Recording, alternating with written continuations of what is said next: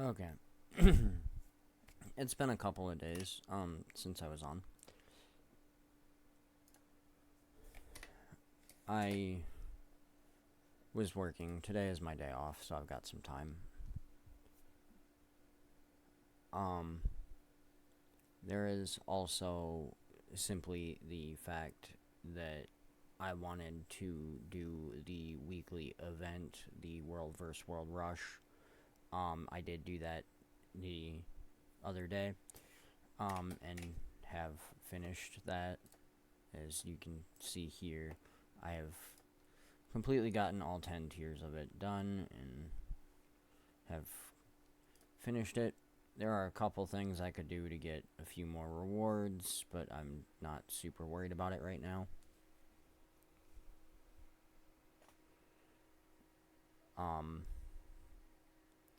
So we're done with that. We have finished the first 3 adventure volume guides. We are on the 4th one now. One of which is entering World vs. World, which is weird that that's part of the adventure thing. You don't necessarily have to do all of these to finish this and unlock the next volume. We really only have to do 3 more of them, which Risen, Inquest, and Mount Maelstrom would finish it.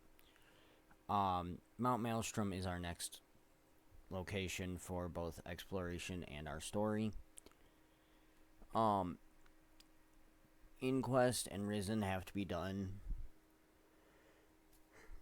in Mount Maelstrom or Sparkfly Fen, both of which you are forced to go through for the story, so you will most likely get those done doing story stuff.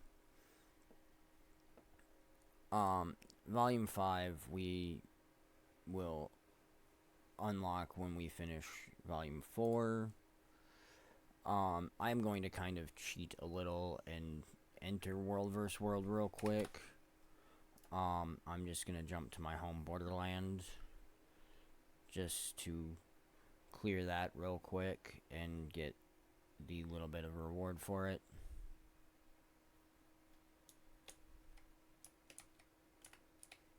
Because...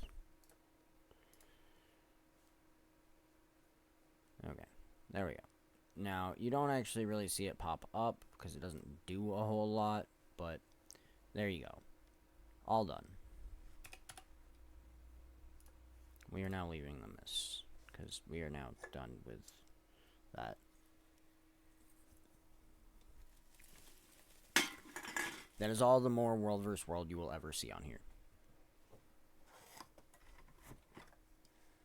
1, I don't stream World vs. World due to stream sniping concerns. And 2, because honestly, I don't use my off characters in World vs. World, and I don't like streaming my main.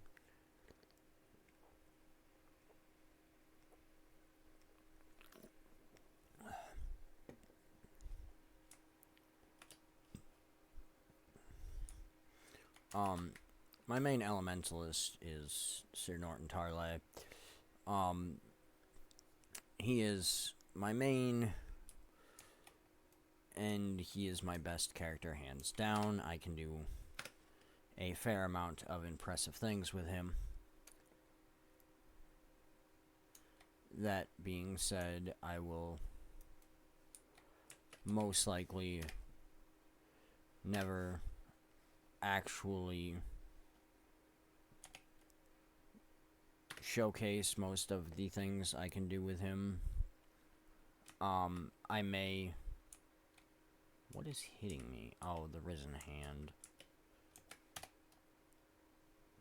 I may sometimes stream with him for festivals and things, or to finish dailies real quick. When I cannot do them on my other characters, such as this one, which is view a vista in the Crystal Desert. Obviously, Tarle Streamer has not been to the Crystal Desert, nor can she currently go to the Crystal Desert.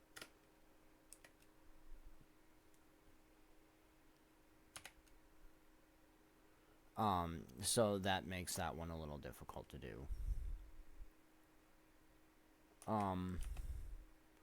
I can, however, do other ones in place of that.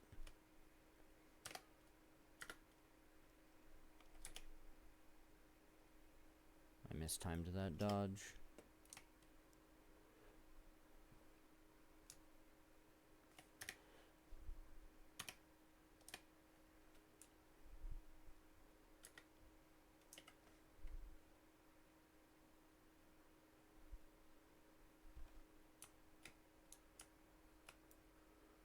Okay.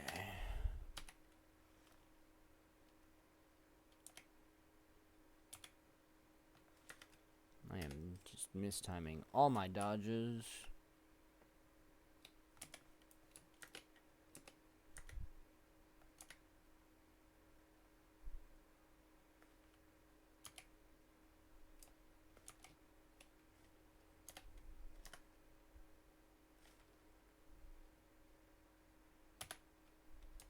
There we go. There's an evade.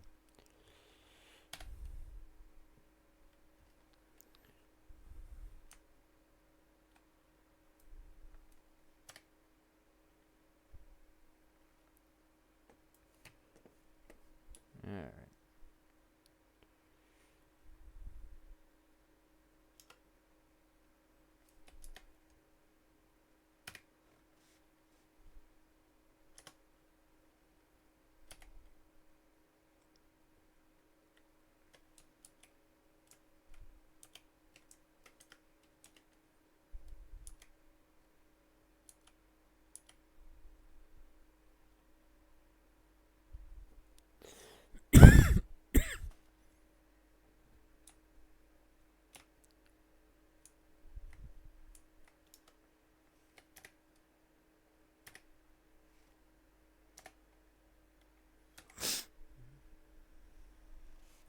Alright. So. Dang. Thought I was far enough back after that first dodge.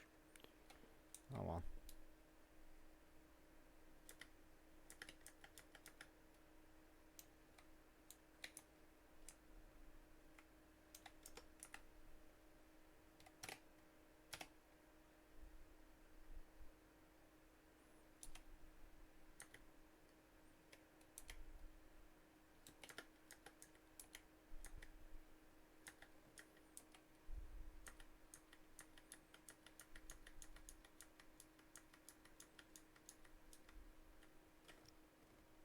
Alright. I should have definitely dodged by now. Oh, it's 3 combo skill. I totally thought that. I saw 3 and took it as dodging attacks and completely screwed that up.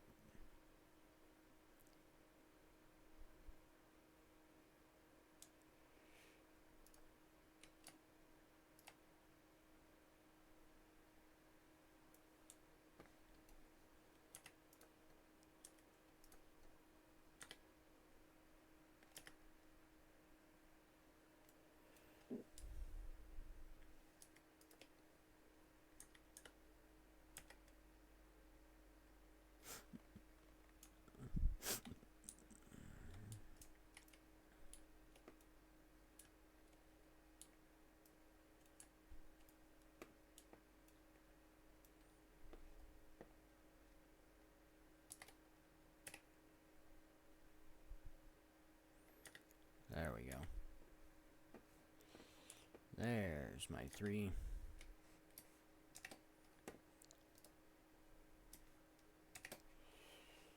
Alright, back to my mace.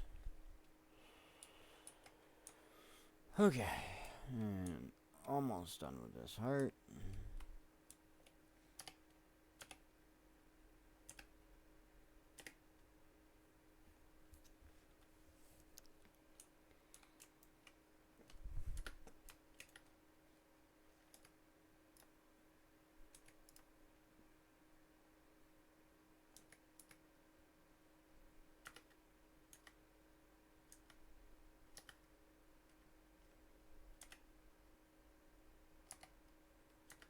Hey, we completed defeating the Risen.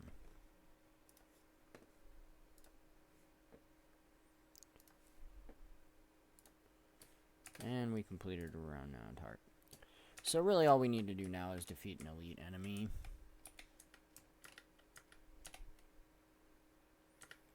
Which really isn't necessarily that hard. We should be able to find one either in the area here or in our story. And again, as with the previous map, if you still have low-level gear, this is a decent place to get gear. None of his stuff is going to rival mine, because one, I either have ascended gear I've gotten on my other characters, or I'm using stuff from Frostgorge Sound in places with higher level rewards. Same with the weapons. If you need a stronger weapon, it's not a bad place to get it.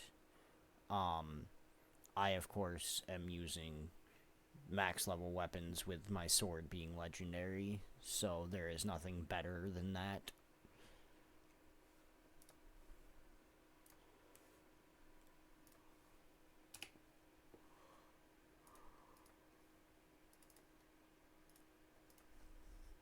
Alright, I forgot I had that stuff on me.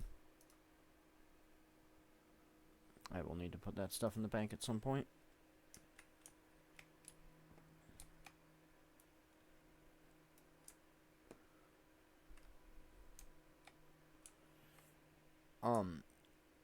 Mount Maelstrom is one of the areas that you can come if you're looking for mid-tier crafting materials.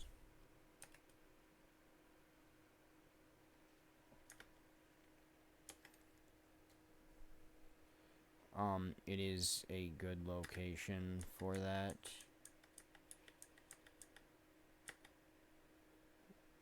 Simply due to the fact that you do get the mid-tier stuff here, platinum. You should be able to get gold here. Towards the higher level sections of it in the south, you will start getting mithril, which is not really what anyone wants.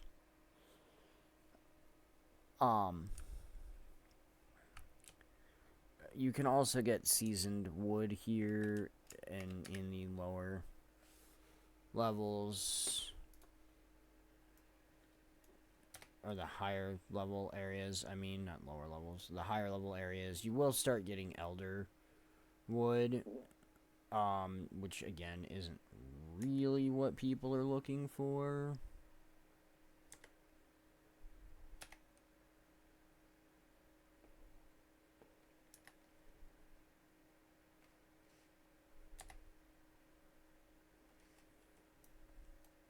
Now, you'll note these enemies are level 68 and it's red. That is because my current effective level is only 62. So they are technically above my level range. So what we want to actually do is just run straight through here till we get to about here. And now you'll see they're a much different color, because our effective level is now 69.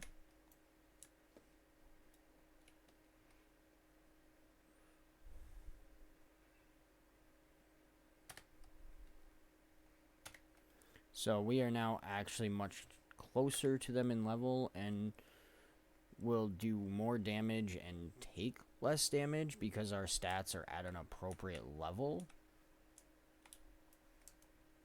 and not significantly below theirs.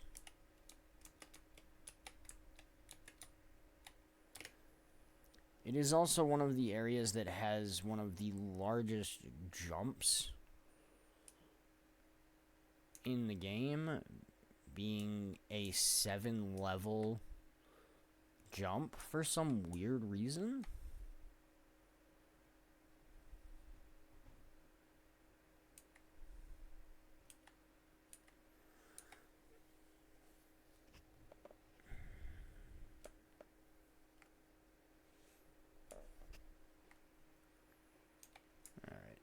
that.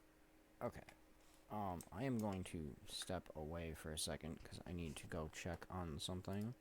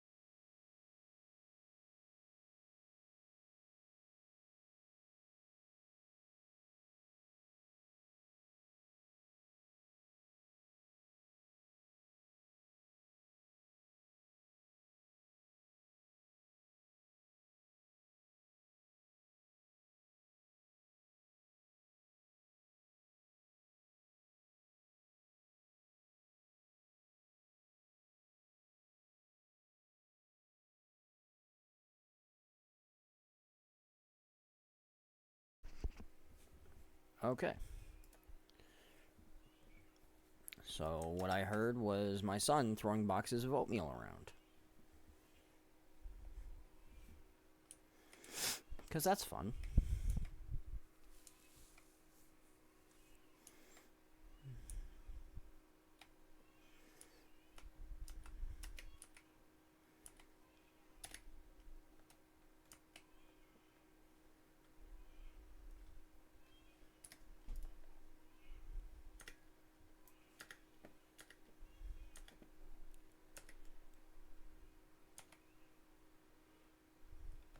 Okay.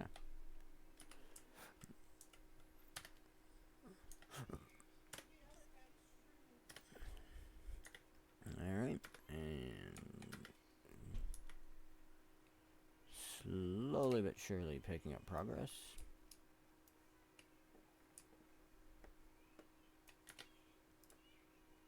Wow.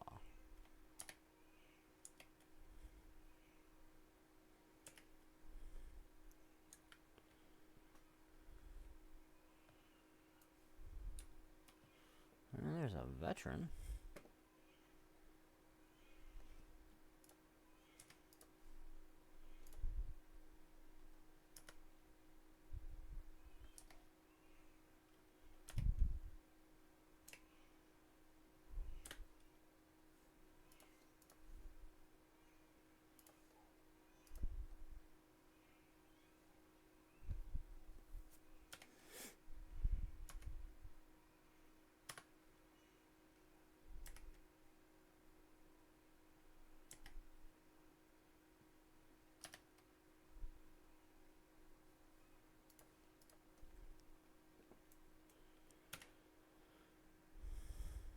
Now, because he is such a high-level veteran, he is much harder to kill.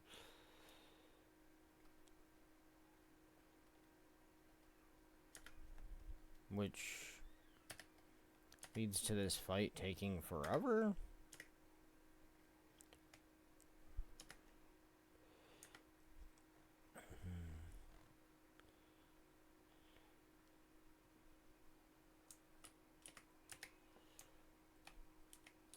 There's also the fact that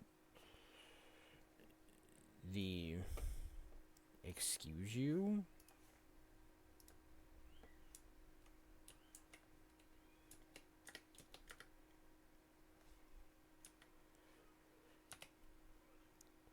there's also the fact that the Inquest Grenadiers tend to have higher health anyways.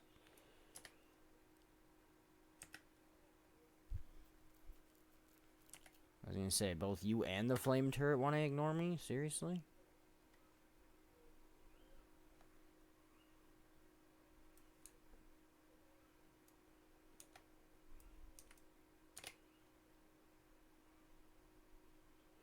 And as you can see, we're starting to get Elderwood here now. So it is unfortunate, but it is what it is.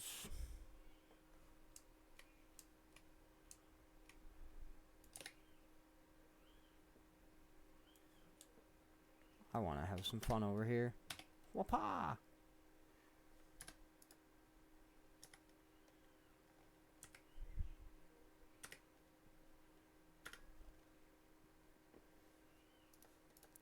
And as you can see, this veteran jungle spider is dying way faster than that Grenader was. Which is what I mean by the Grenader just has a lot more health.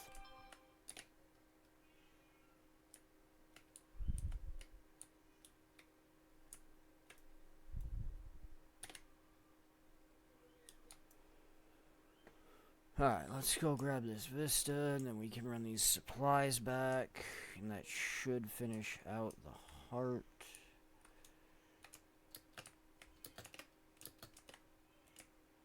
I missed. Gotta slow my roll.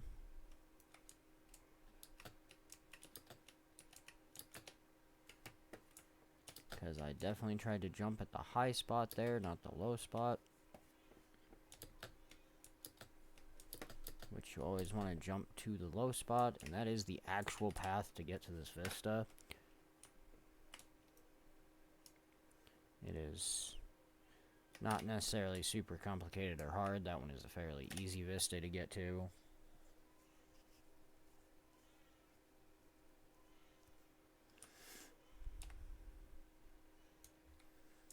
There is a tag.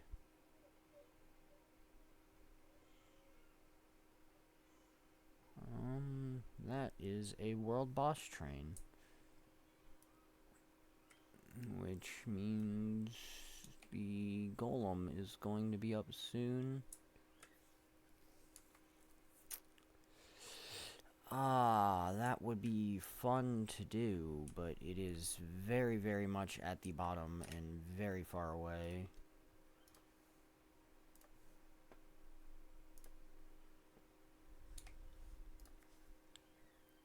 And again, decent weapons, but not gonna beat the ones that I have. I am, however, going to come over here and reinforce my armor.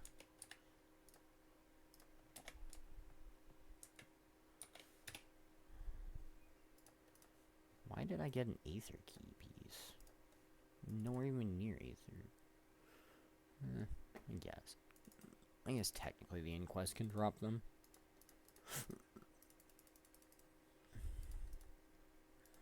There we go. Alright.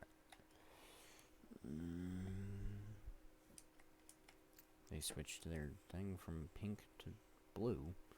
Or green. It's not blue, what am I thinking? Okay.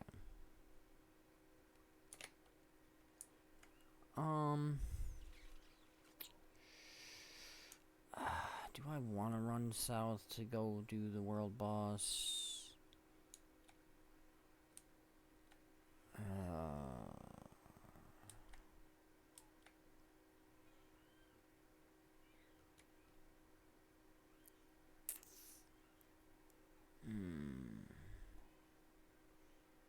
Kind of.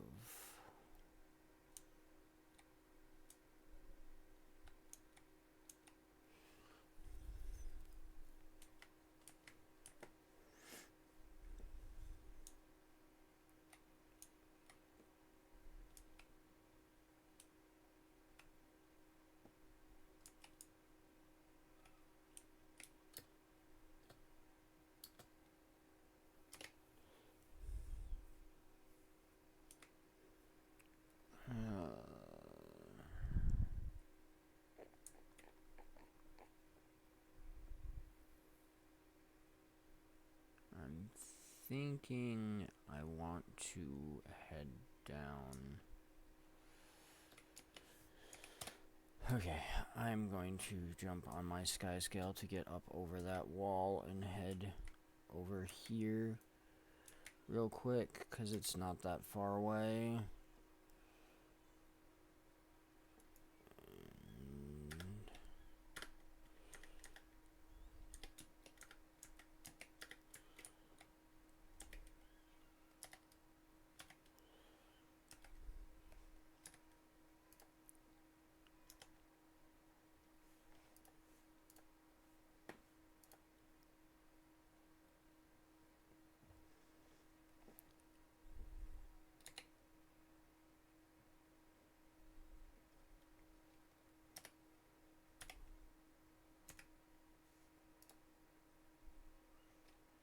Oh, take that. I am attempting to get a heal off, and it was not working.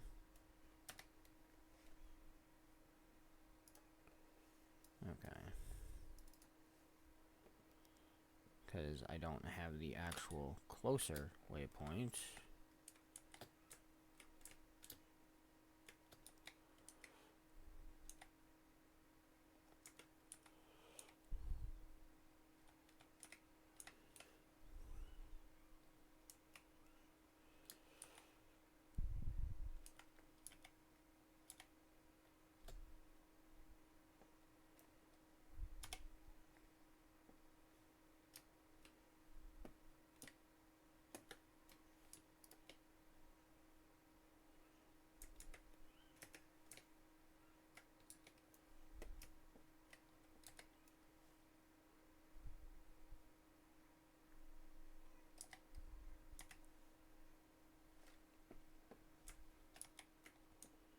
There we go.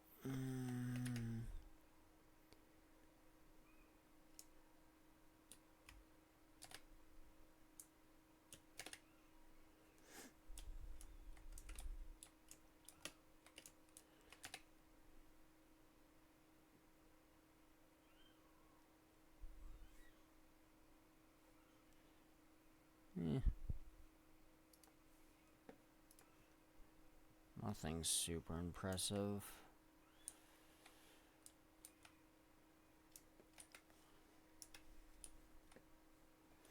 I mean, that's kind of there, but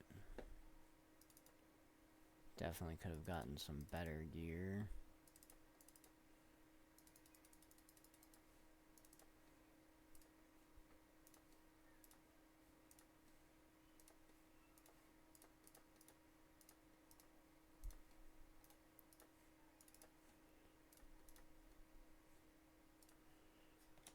Alright.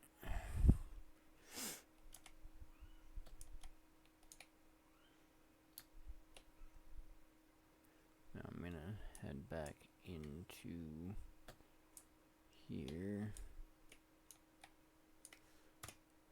Alright, there. Now we're going to actually run this properly.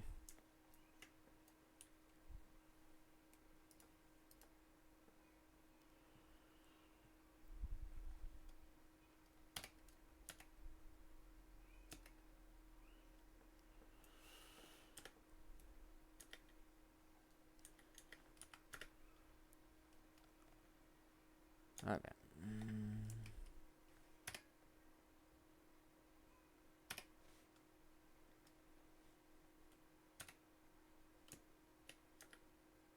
He did not get quite as close as I thought he would.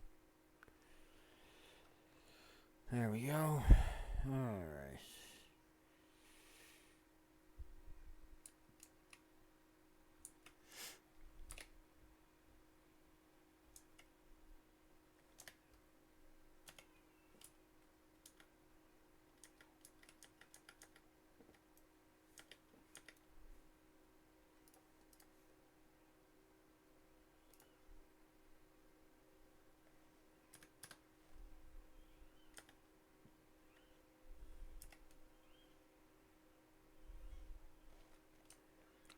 Cool. Alright.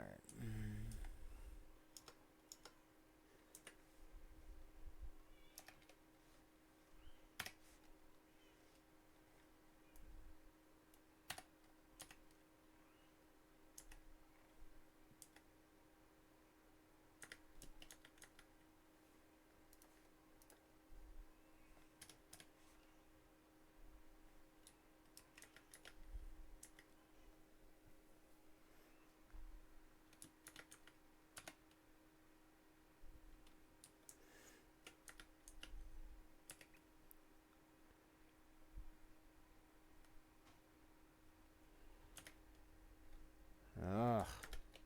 This is why I hate the Mark 1 golems, because their attacks are so stupid.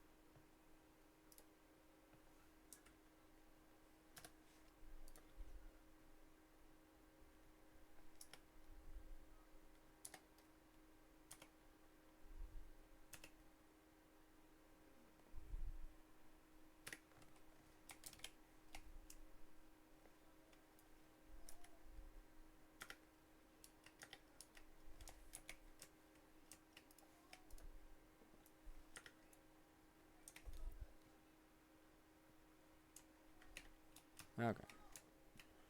Takes care of that.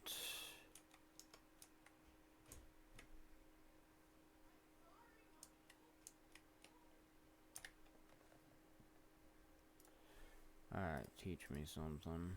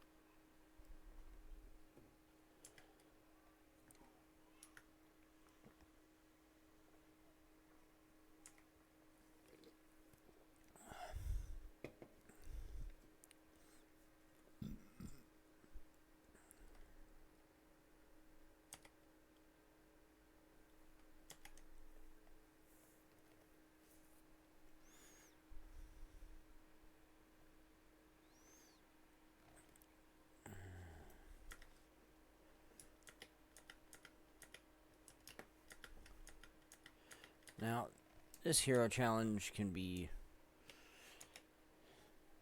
semi-easy like it was for me. It can be super easy if you've got a much more powerful build.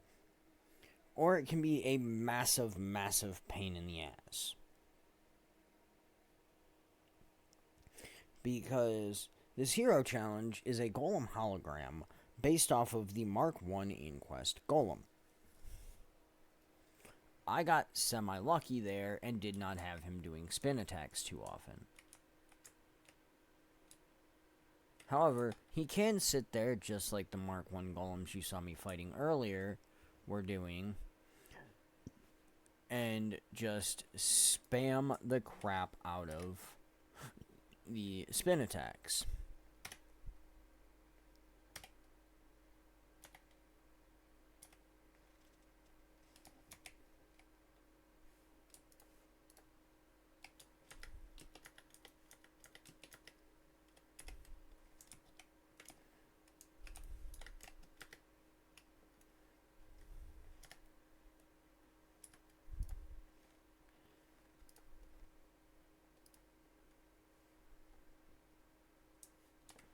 Kind of like how that one was trying to do there, where it basically made 4 actions and 3 of them were spin attacks.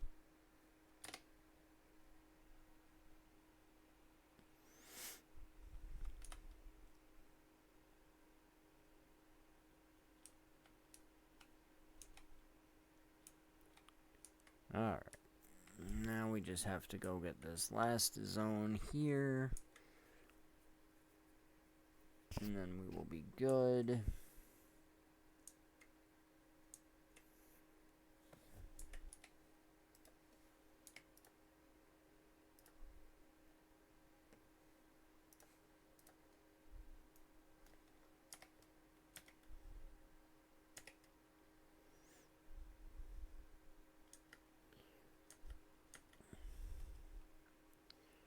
Alright. And since that finished off our Inquest stuff, that finishes off Volume 4 and unlocks Volume 5.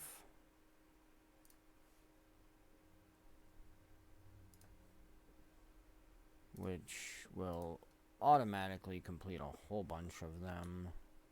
Let me grab this.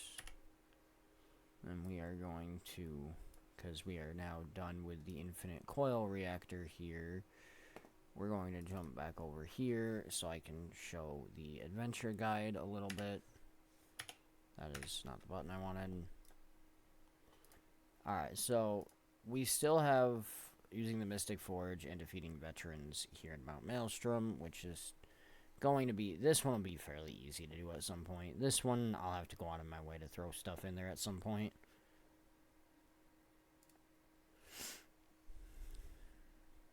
This one is a little different.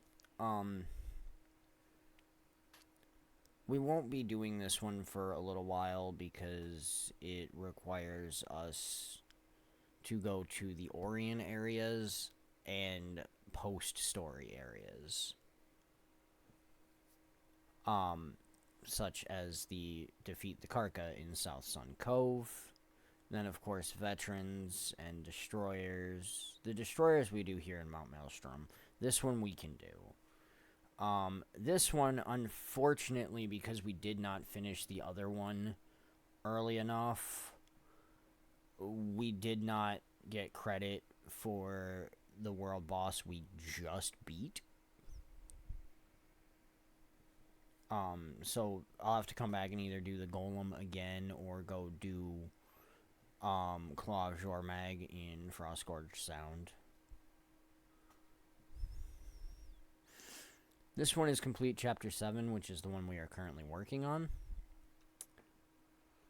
And then, of course, completing events requires Runes of Ore, which is the Orion maps, Frostgorge Sound, or South Sun Cove. Basically the level 80 areas.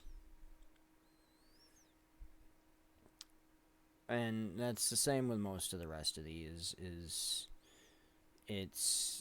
this is Icebrewed in Frostgorge Sound, Risen in Ore. Dodging attacks we can do. Foraging plants, again, will be done once we get to Ruins of Ore. Hilariously, we automatically finished these ones, one, because we have done the crafting, and we've completed multiple maps. The truly hilarious one are the Vista, the Renowned Hearts, and most importantly, the Discovering Points of Interest. They all say they're 5, which is because this is Volume 5, with the exception of the Discovering Points of Interest here. That one specifically says in the Ruins of Ore, but includes Frostgorge Sound and South Sun Cove. So, even though it specifically says in the achievement's title, in the Ruins of Ore, you can finish it, like I have, without ever going to the Ruins of Ore. Simply by going to Frostgorge Sound, which we have already completed as a map.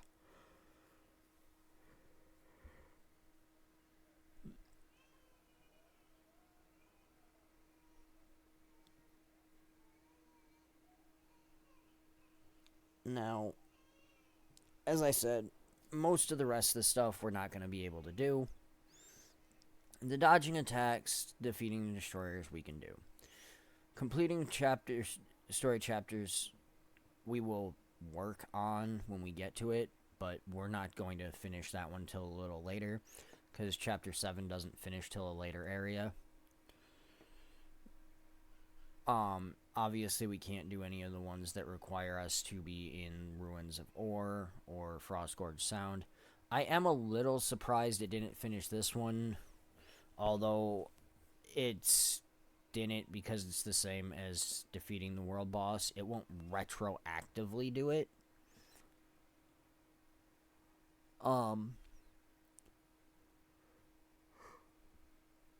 So, even though I finished 5 events in Frostgorge Sound, none of them counted because the achievement wasn't active and unlocked.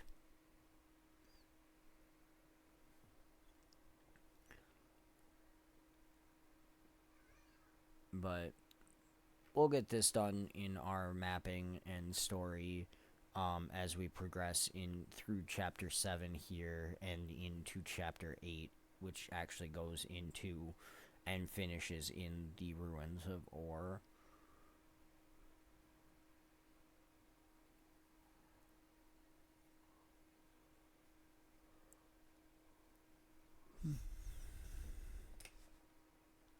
Alright, back to mapping.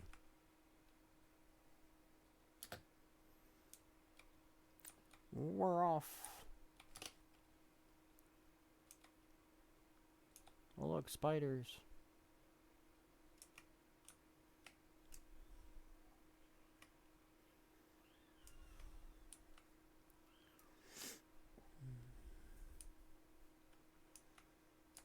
And here you'll see we'll start getting mithril.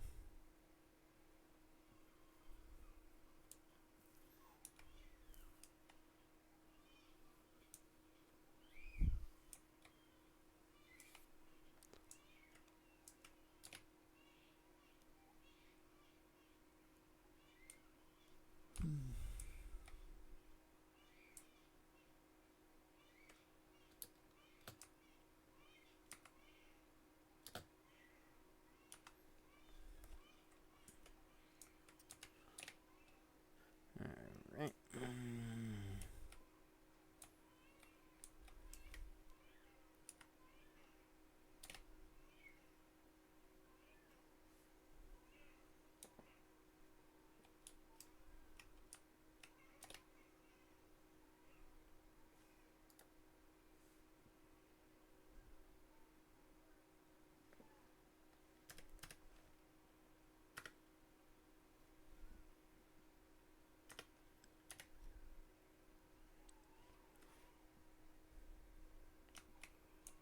Alright. Spiders down. Not that I necessarily actually needed to kill that spider or anything. Now, this POI really doesn't serve much purpose in terms of story. It is here for a specific reason, which is because an enemy spawns here, which is called Guardian of Water, I believe.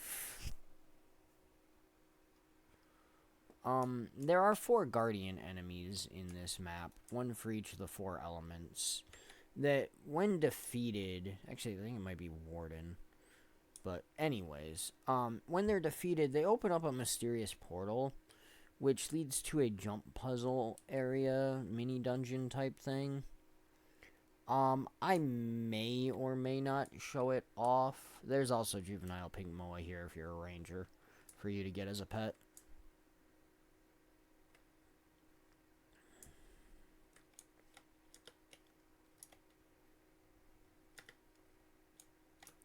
Alright, no blowing up on me.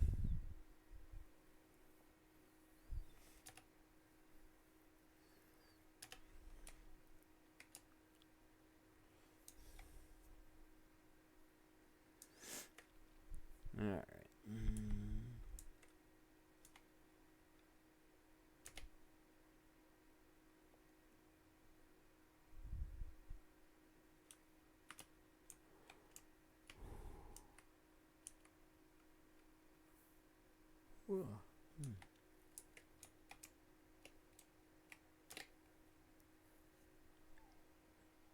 Now, I don't necessarily need to do all of this gathering. I don't truly need these materials, per se.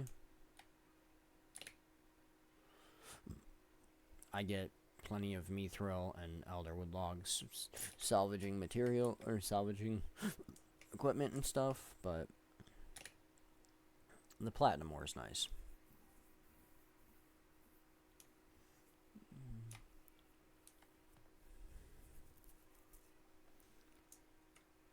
But it does just kind of give me a nice way to run around a little and grab stuff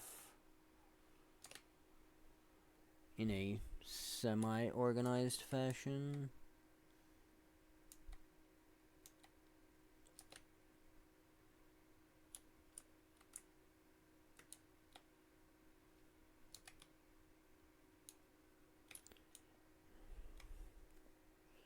That, and I don't remember what all I need materials for right now, so just grabbing all of the materials I can is generally useful and a decent idea.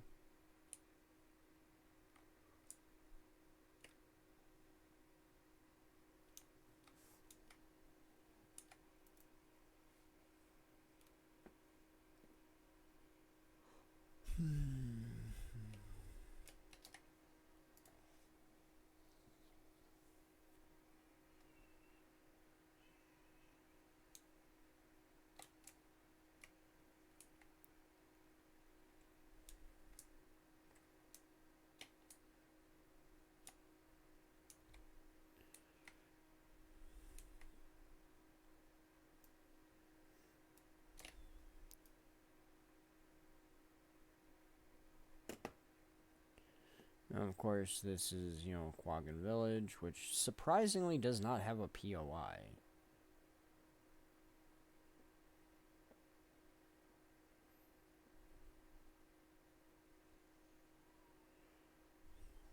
I am very much surprised that Quaggan Village is like the only one in the game that does not actually have a POI for it.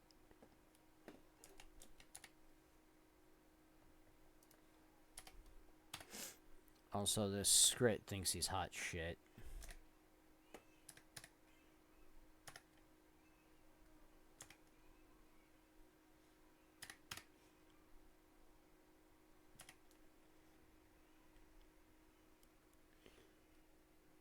Alright, at this point, I'm just gonna let it auto-attack him to death, because he can't actually kill me.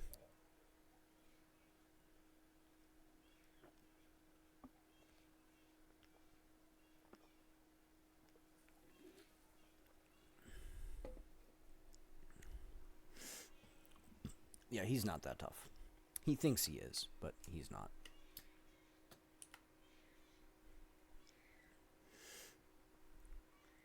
Alright, this is actually the waypoint that people use for that world boss we did. This is actually technically the closest one.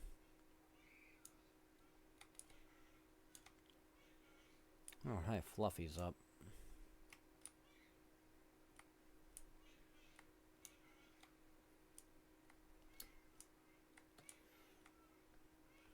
Now we're actually going to head up north first, because I need to do this heart.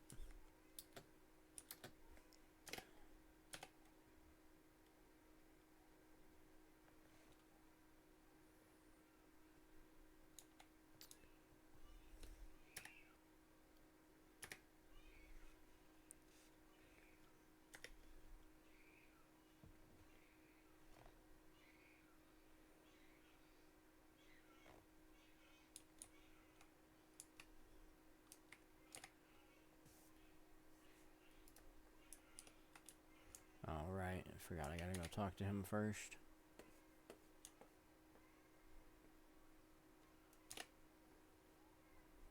That's fine.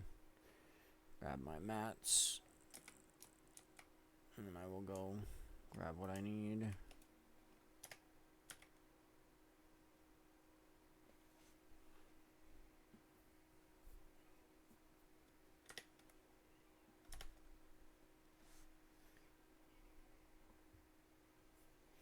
Come on, guys, where was your regen?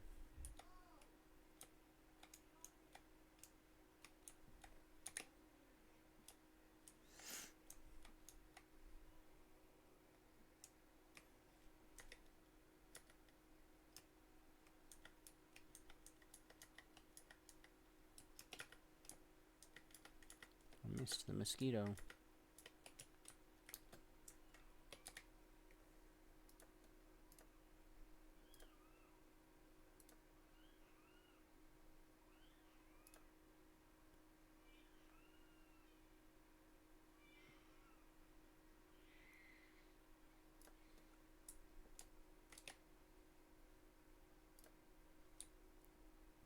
Alright.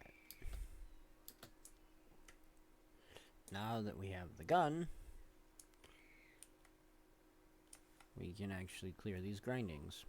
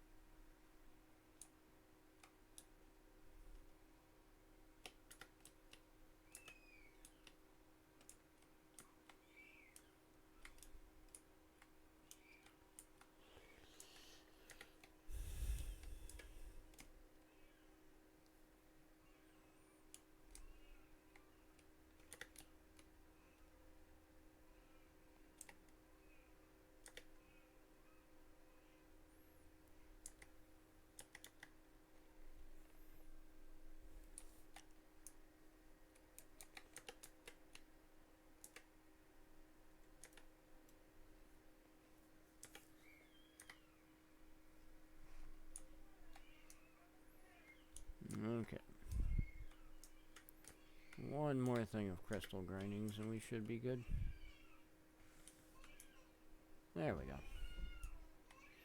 All done.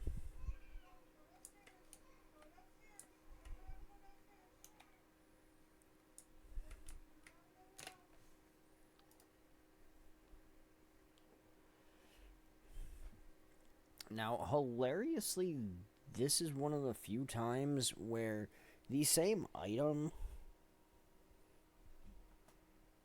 actually has a different icon.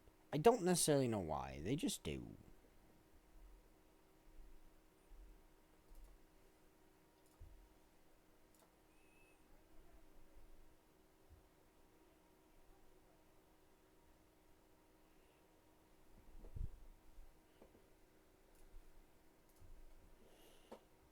Alright, that is done.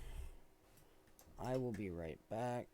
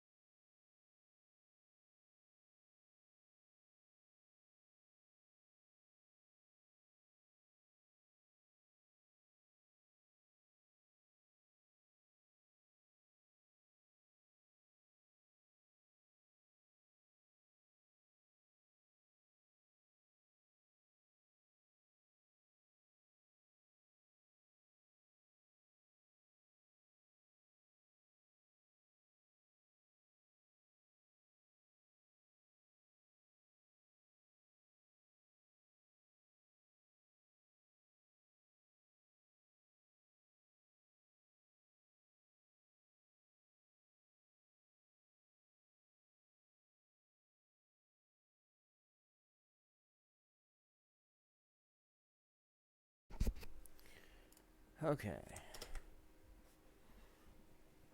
Back again. Hopefully with less interruption.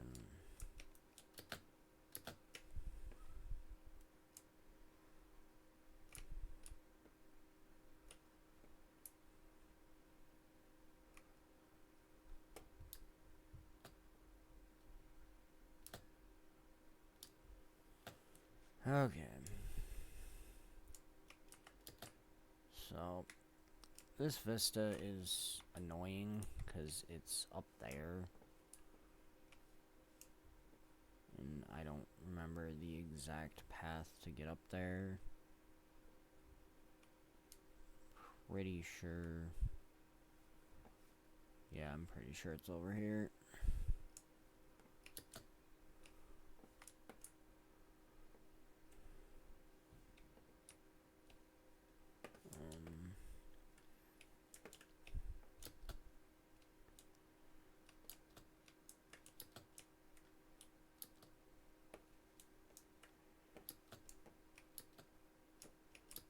Yeah, there we go.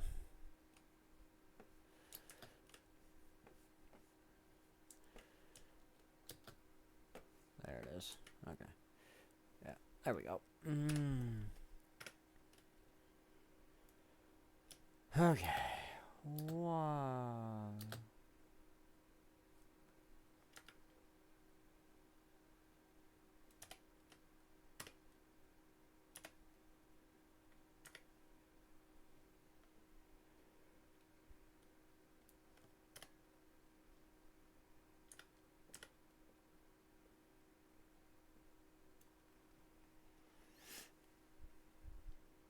Okay.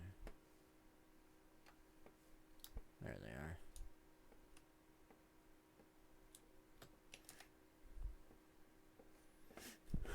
are. Oh, excuse me.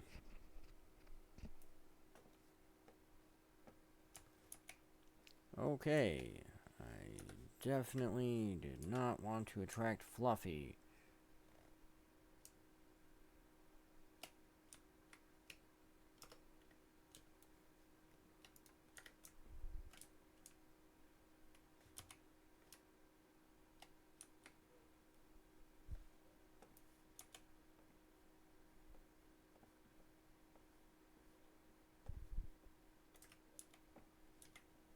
As you can see, Fluffy is no joke.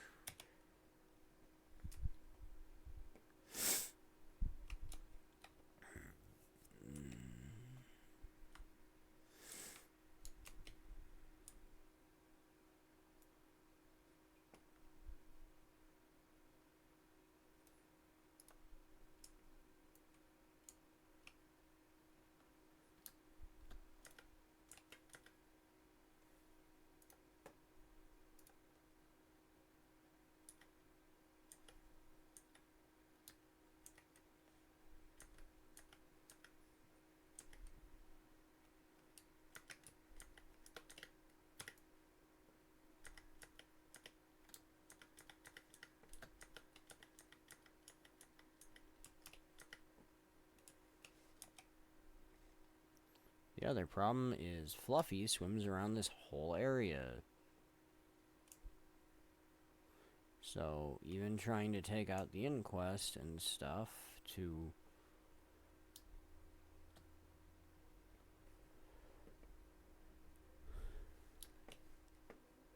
get the heart done, you're going to end up having to either successfully kill Fluffy or avoid him actively, repeatedly, forever.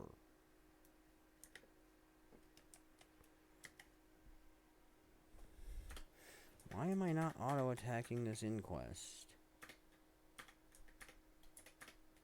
Hello, game? Thank you?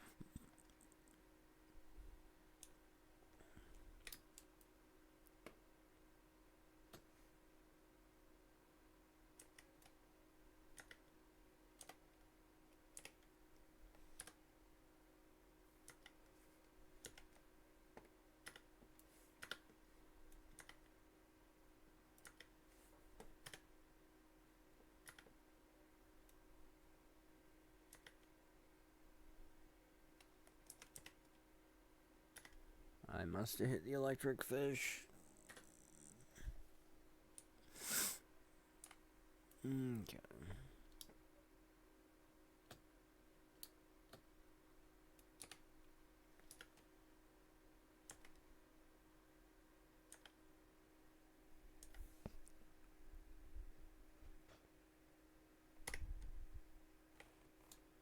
There we go. Okay.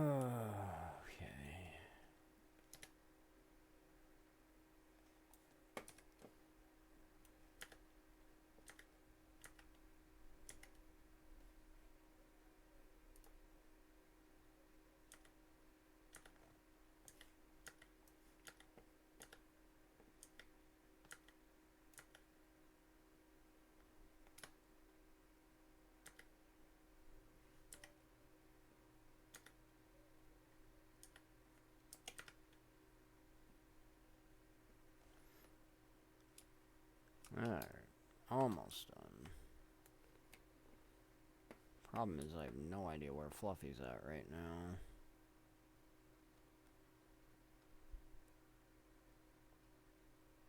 And that concerns me.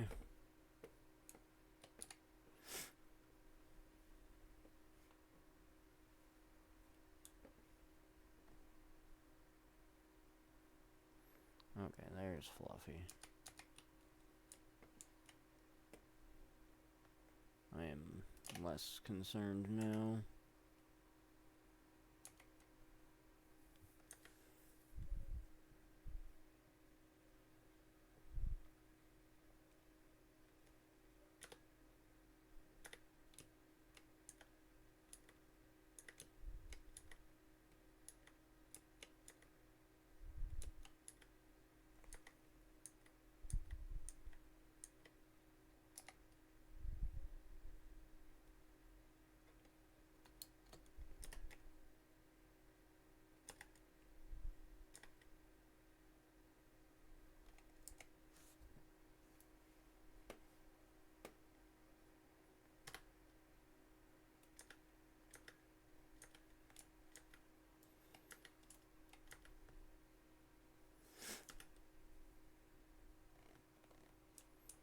Okay. Now that we're done with that,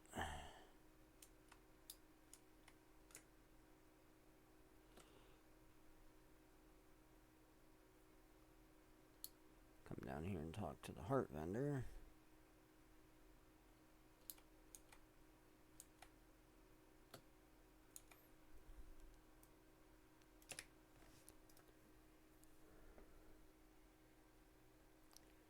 Which, if you need them, which I kind of actually do, you can get decent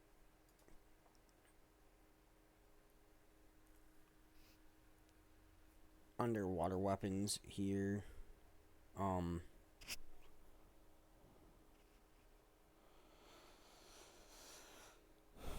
Because mine are just mediocre.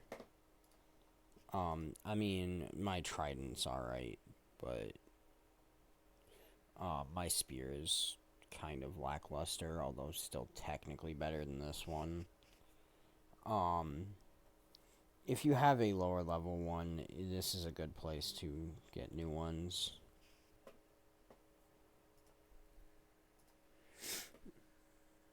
Her other weapons are just kind of mediocre, and these are really just kind of there.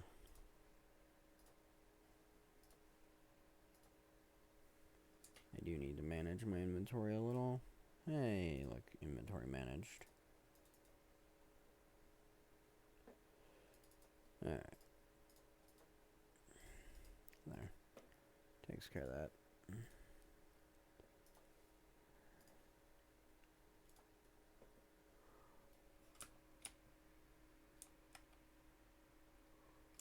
Now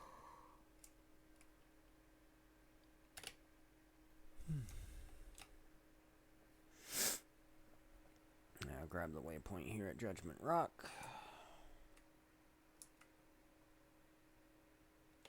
which is funny because there's really nothing over here.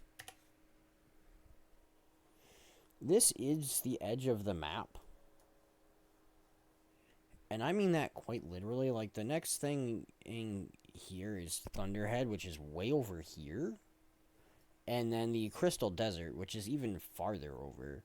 There's literally just a huge area here that's, like, completely unused.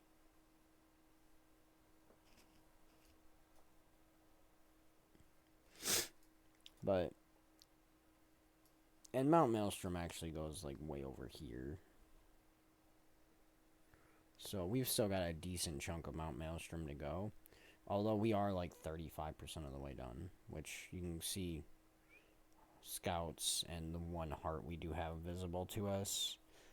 Waypoints, we know where 2 of them are. There's a lot more, obviously. Being as there's 10 of them we don't see. We do have a surprisingly high number of the POIs based on the percentage we have. Although that is mostly due to the fact that we went over and did the Infinity Coil area. Because there are 6 POIs just in this one area. Literally half our POIs is just this circle.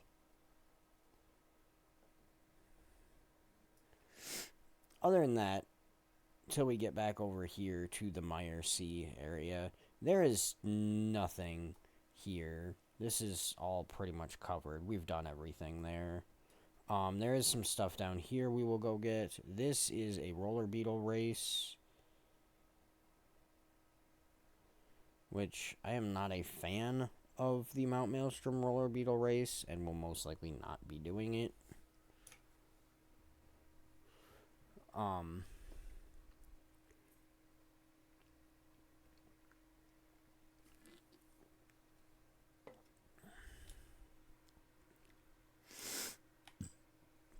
If someone in the future sees this and wants to come in and donate or something for me to do the various roller beetle races, I will.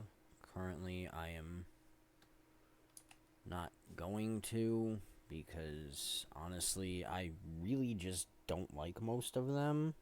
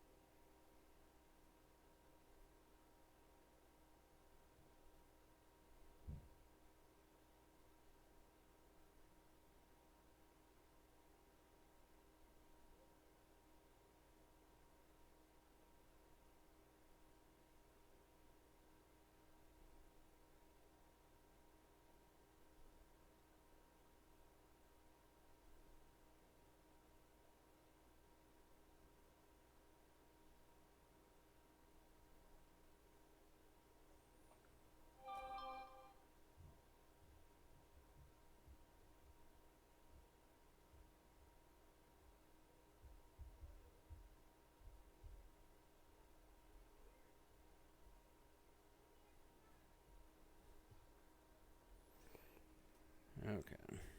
Sorry, I had to check something.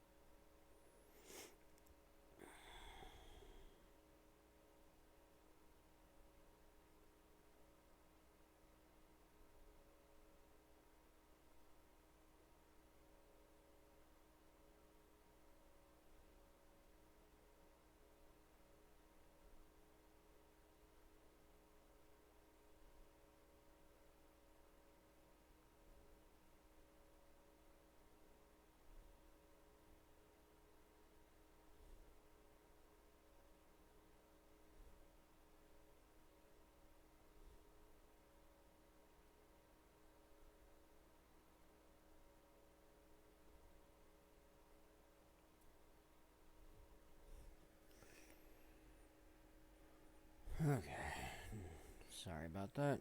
Had emails from work I had to deal with. Okay.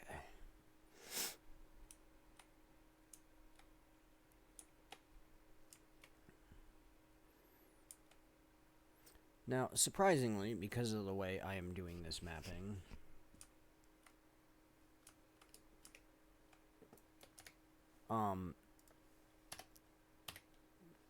the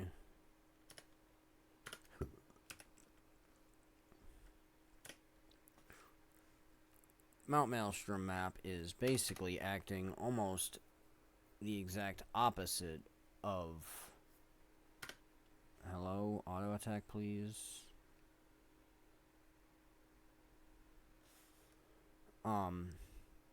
Since, as before with the last hero challenge fight, I know he is not going to be able to kill me, so I'm going to let that auto attack for a minute. Mount Maelstrom is being almost exactly opposite to Timberline Falls. You about dead. I'll pop off one heal just because. Alright, he is down to 4%. He's fine. Because as you can see, we now have 4 out of 7 of the hero challenges done. So we've done more than half the hero challenges, whereas we've done only 4 hearts.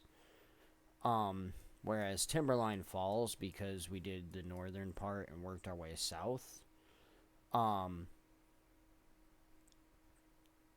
there are no hero points in the northern half of it, the first one being down here and here. It's basically the exact opposite of we did half to 2/3 of the map before we did basically any hero challenges. This one, we're getting most of the hero challenges done before we will get anything else done. Which is a weird kind of shift, but it's interesting. There's also the fact that we're not going to be able to really do anything with the hero points right now.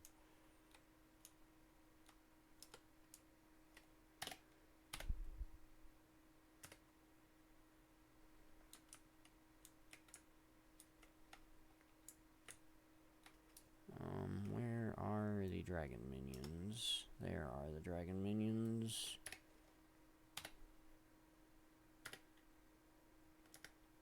This is... Ow? What the heck? Oh, there is a champ here. Okay. I did not stop them quick enough, and that champion spawned. That is problematic. Okay. We are backing away.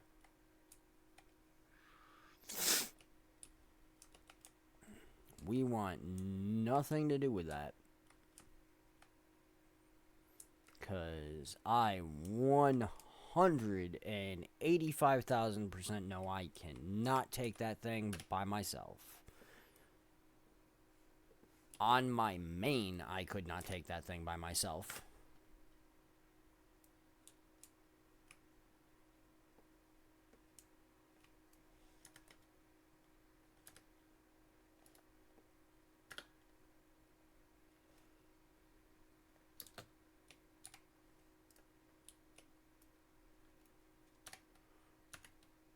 This is actually a very good place to fight Inquest if it is the weekly. If killing 100 Inquest is part of your weeklies, this is actually a really good place to do it.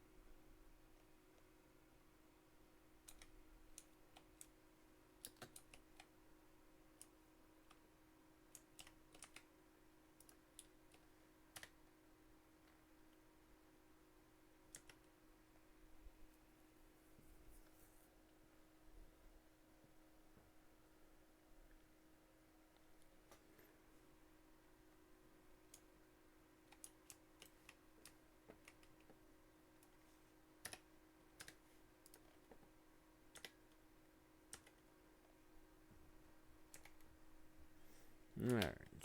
And goodbye, all of you.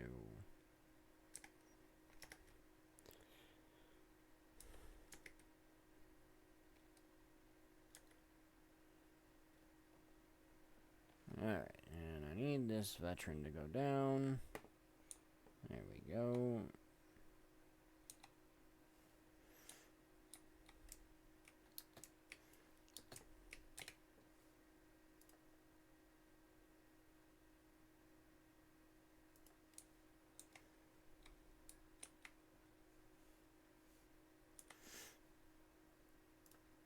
Okay. Now, the actual problem there, and why it shocked me, is because I don't have all the correct keys that I need.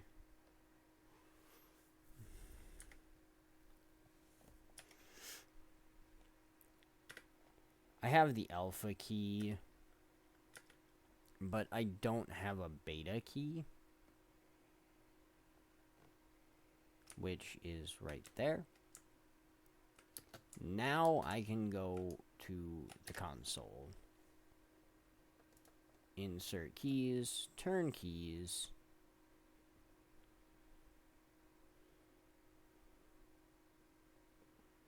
and then I can kind of do this.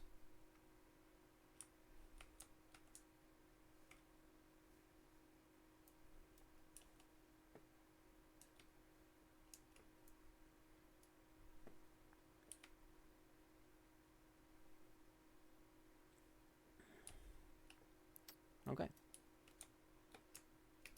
Isn't that neat?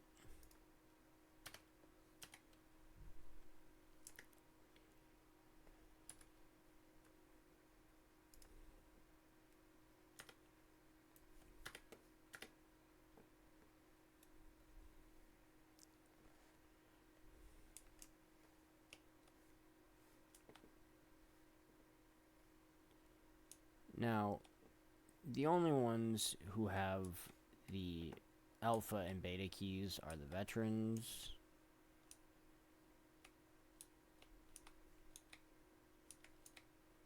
So, trying to get a lot of them is not really feasible.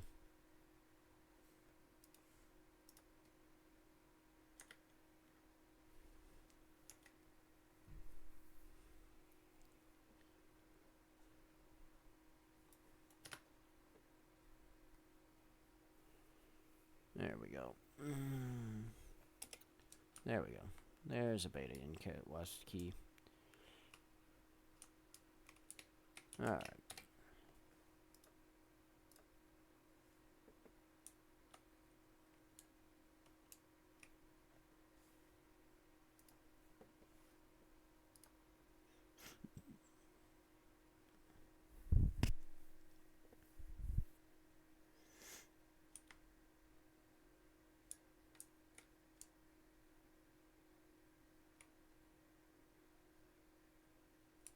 Alright. Come on. Give me the map area. Thank you.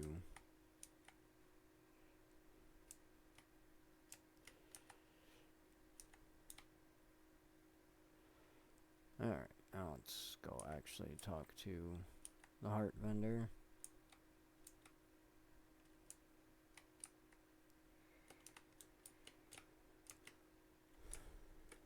Right after I deal with all the enemies that are gonna be chasing me.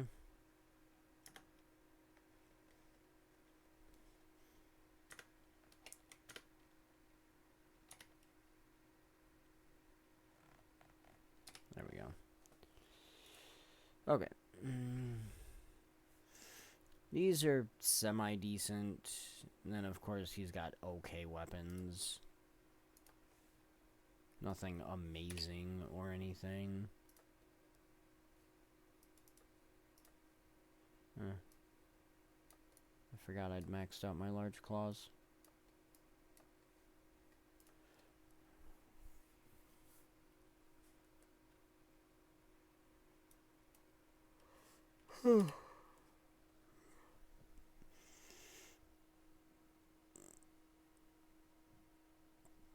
Now, from here, we're going to want to go north and get the stuff up there before we head farther west.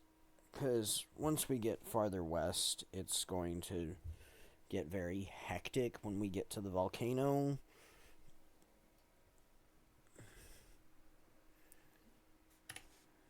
So, oh. Actually, there's this thing. That's fun and entertaining.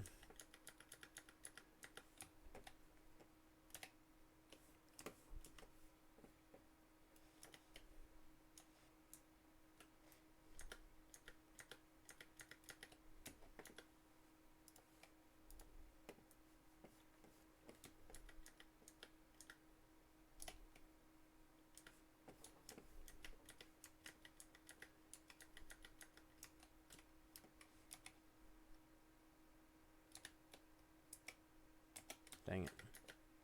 He got the lay energy before I could.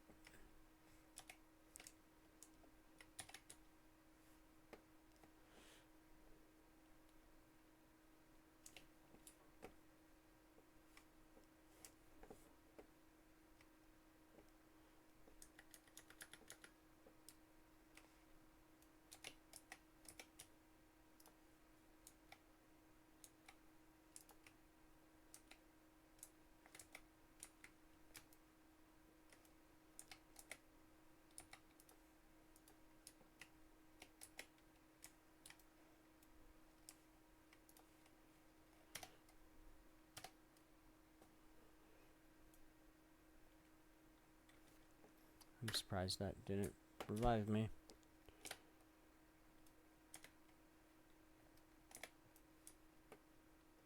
Now, keep in mind, I am not remotely going to succeed at this event.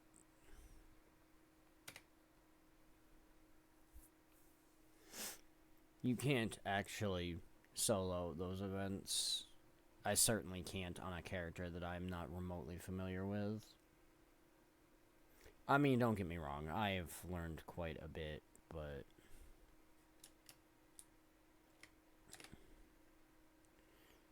I am still nowhere near a capable guardian.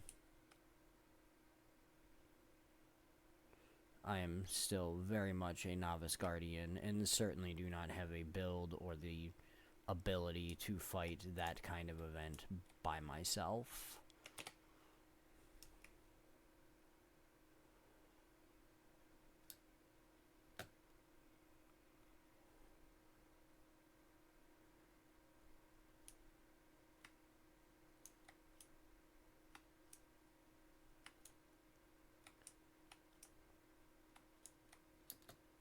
Okay.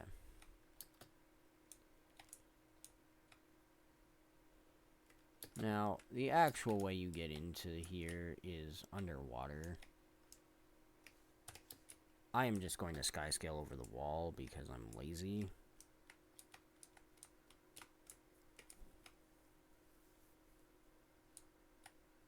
But the actual entrance is here from the water.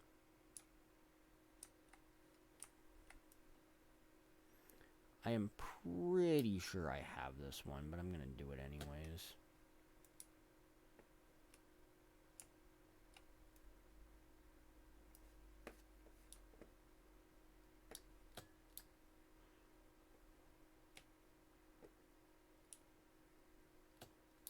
Plus, it's fairly short.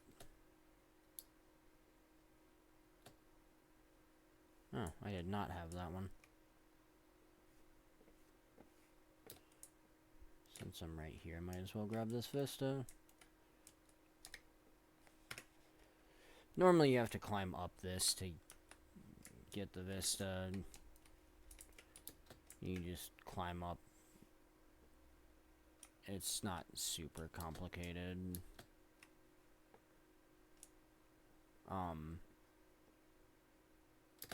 So I'm not necessarily gonna show that off.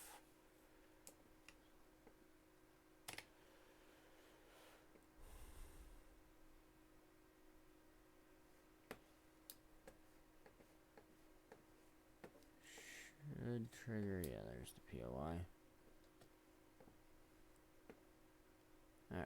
let's head over towards the waypoint as well as the heart.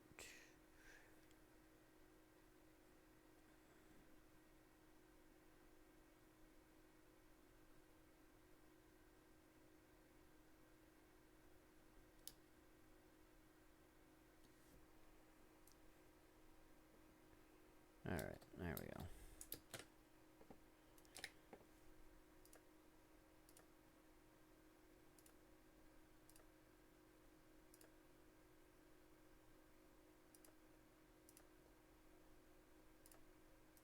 Okay. And now we're disguised as an undead.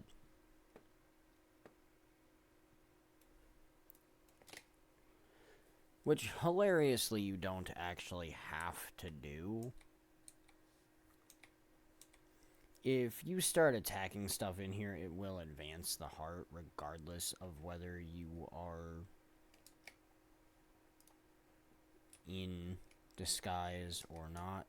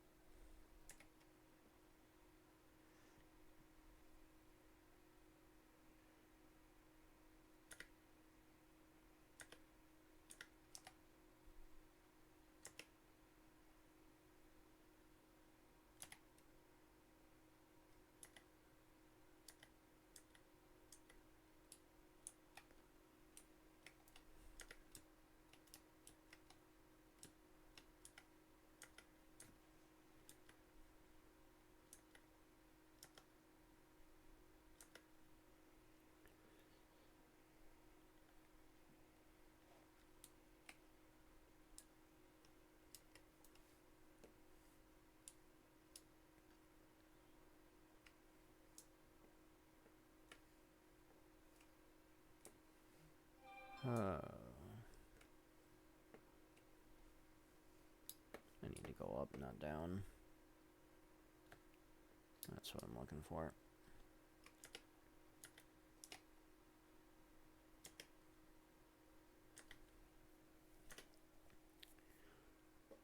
Looking for cages, because that's the easiest way to advance this.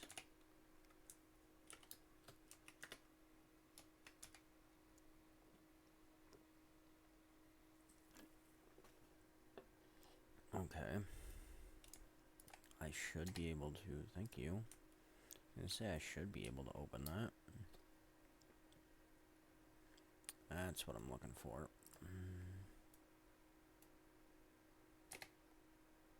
Come here, buddy.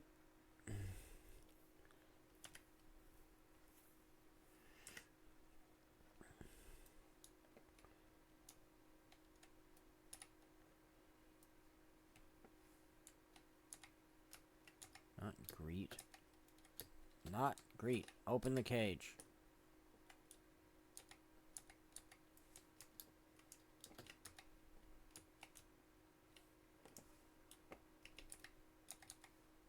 I don't know why he's not leaving, but whatever.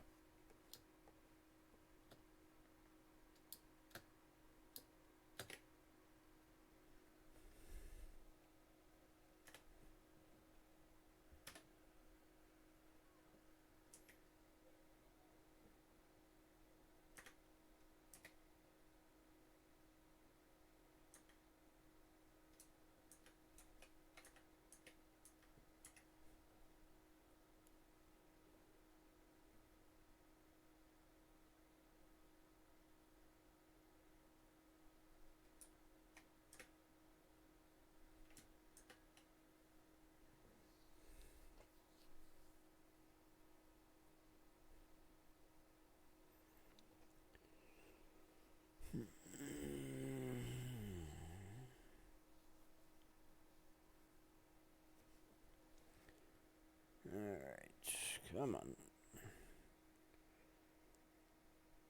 And there we go.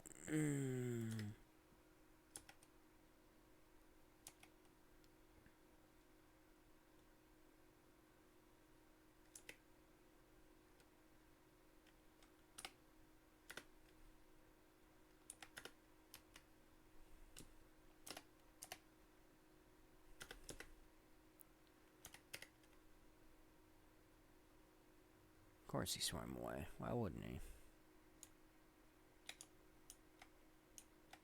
Alright, let's head back towards the heart now.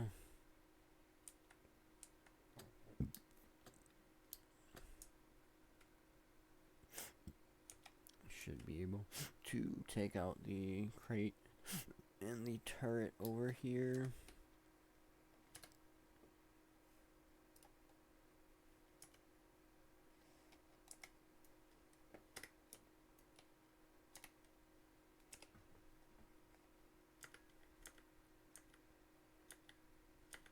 There we go.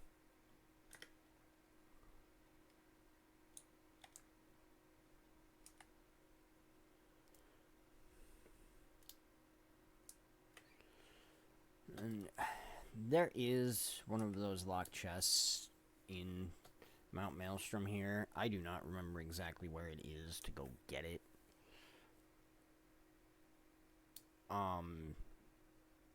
It may also just be that it's one I've already opened this cycle and it won't let me open it again anyways. Now, these are decent, but the big thing here is the aqua breathers. These are some of the best aqua breathers you can get prior to going to Frostgorge Sound. Being as there are very few aqua breathers in the game outside of crafting ascended ones, which is expensive to do. So I definitely recommend picking up an upgraded aqua breather here if you have not been to Frostgorge Sound. Simply because odds are you are probably running around with a level like 30 or 40 aqua breather at best at this point if you have just been doing story stuff, and that is a high estimate. So this will definitely 100% be an improvement, which, not to spoil too much, but there is several points in the late game story where you have underwater combat and you are going to want that armor.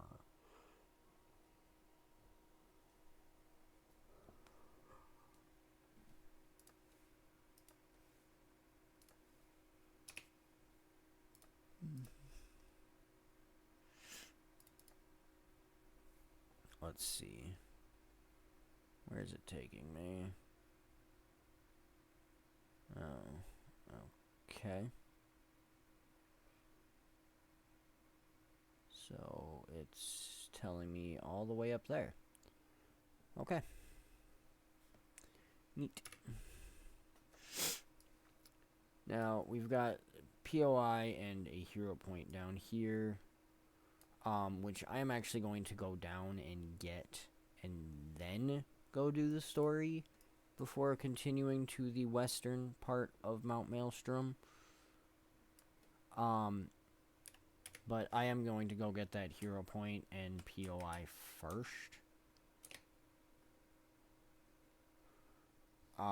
Simply because, honestly, it will be a little easier that way.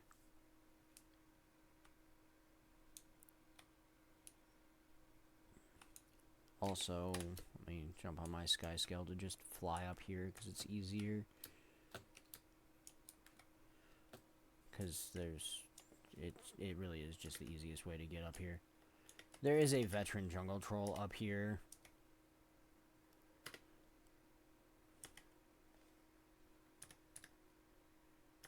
He is not terribly difficult. Because he is a troll, he does have some natural healing, which you have to get around and get over. But if you have any remote decent DPS, you should be fine.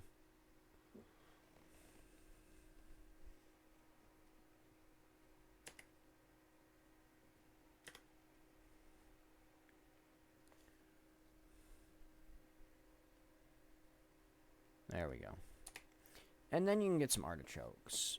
This is one of the heaviest artichoke concentrations in the game. So, for some of the more advanced recipes, this is a good place to come get artichokes. Because, as you can see, I just got 14 artichokes.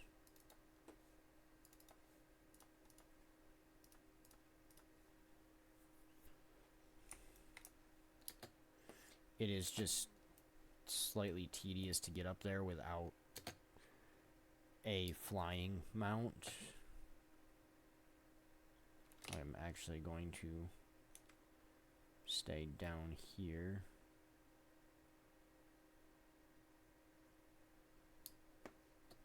Because the POI and the hero point are both down here. I am going the wrong way. I need to remember how to get down in there.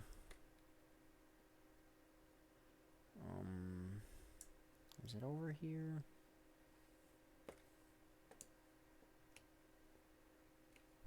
No. Where is the entrance I need?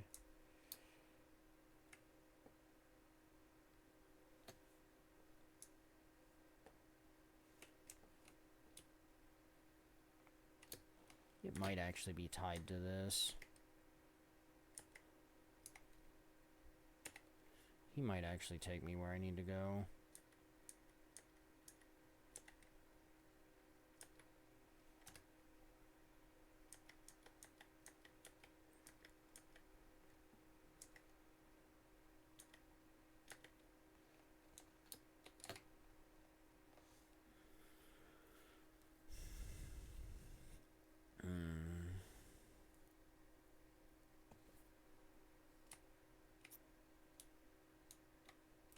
Although maybe not. He is going the wrong way.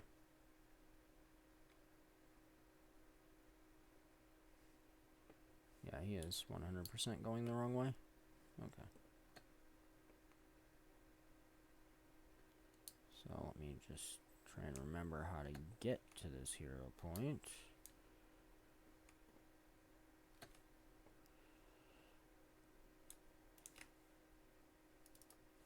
Let me actually go back over here. This might be one of the ones that's from inside the base.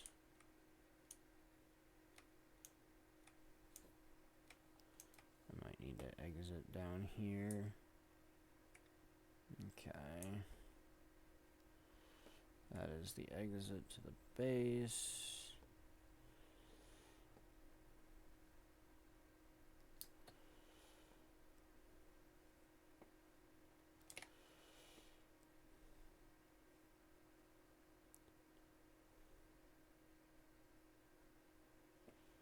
We don't see an entrance to anything that would remotely lead me to that.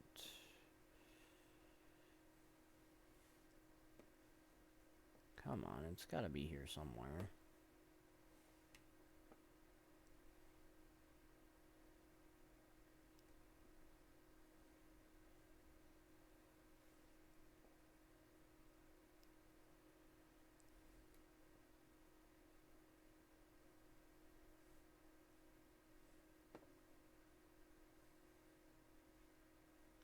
There it is.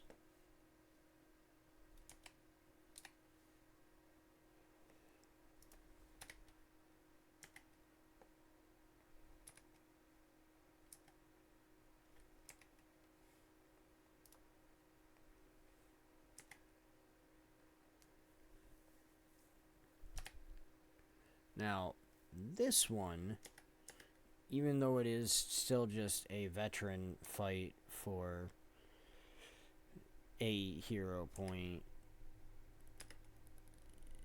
if you allow him to, you'll note I'm not really letting him do a whole lot. I am kind of just staying on top of him hammering him. He can actually do some damage. Because underwater, you are not going to have the same capabilities you do on land.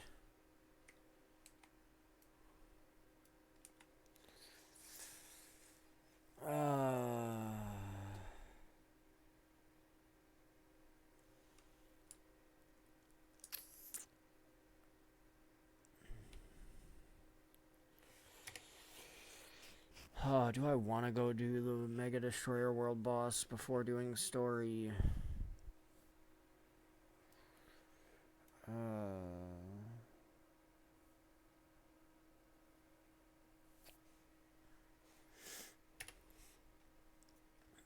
If I do, I need to just jet over there.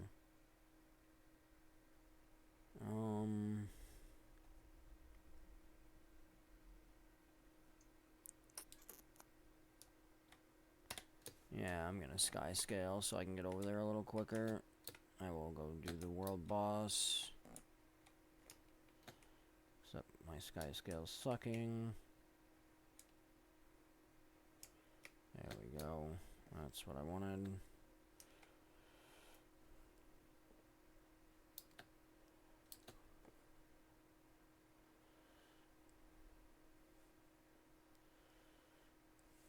Whoop.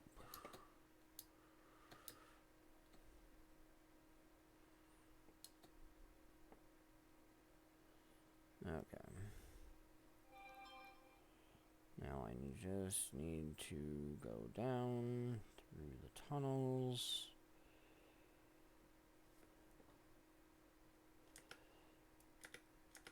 Might as well help kill some of the destroyers, since I'm right there anyways.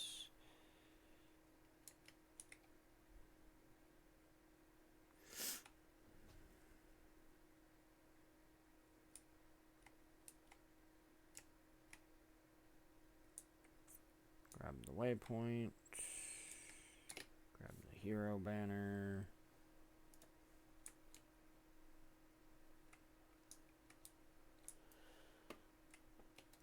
POI.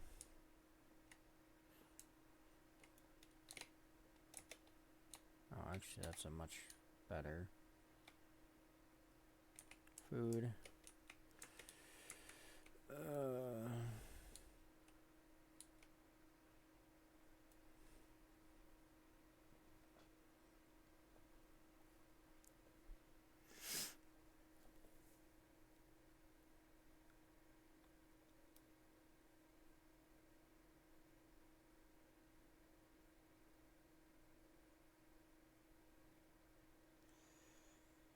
Okay.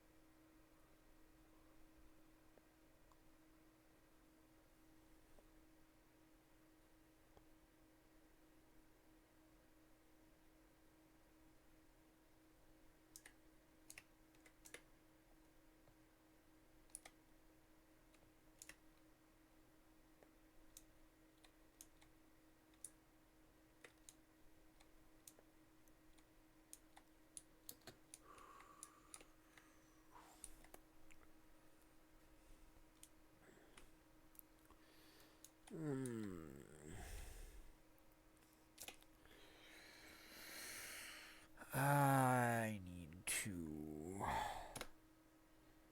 switch to my hammer.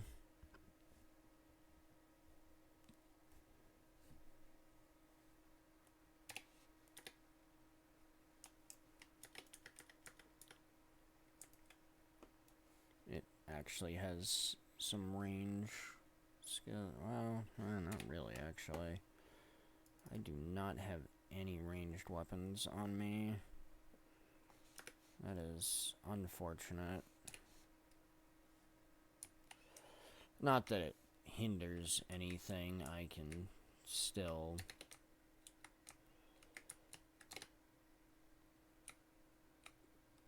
get the damage I need to qualify for it.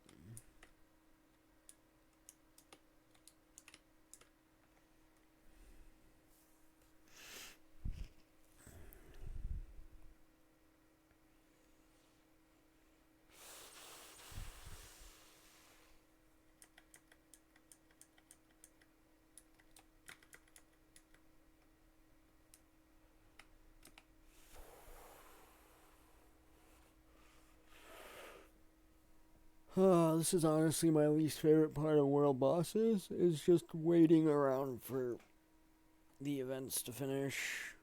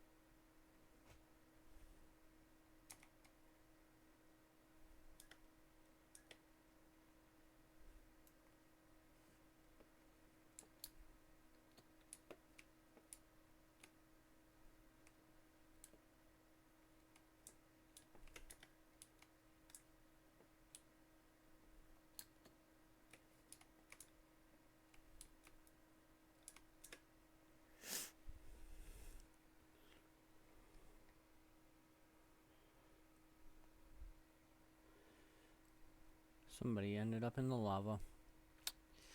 That's unfortunate for them.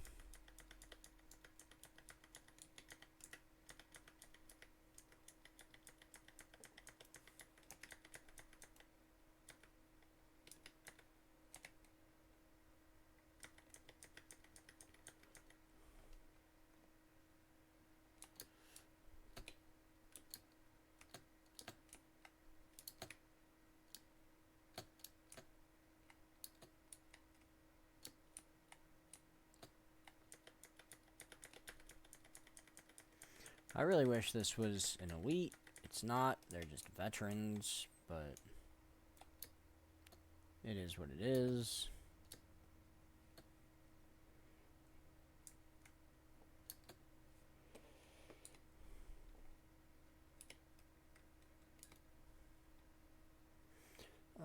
You guys want to finish that last one? Thank you.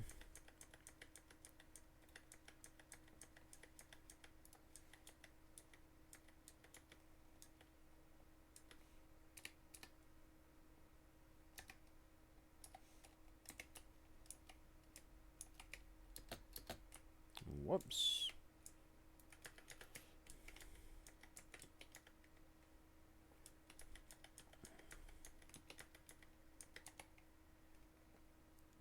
There we go.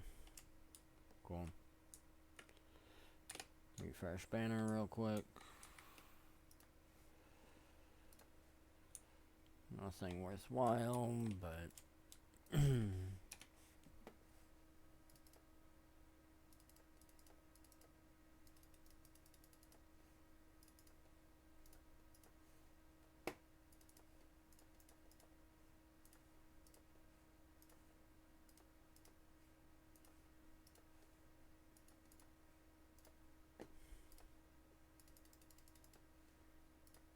alright. That takes care of that. There is a hero point and a vista here that I will get later.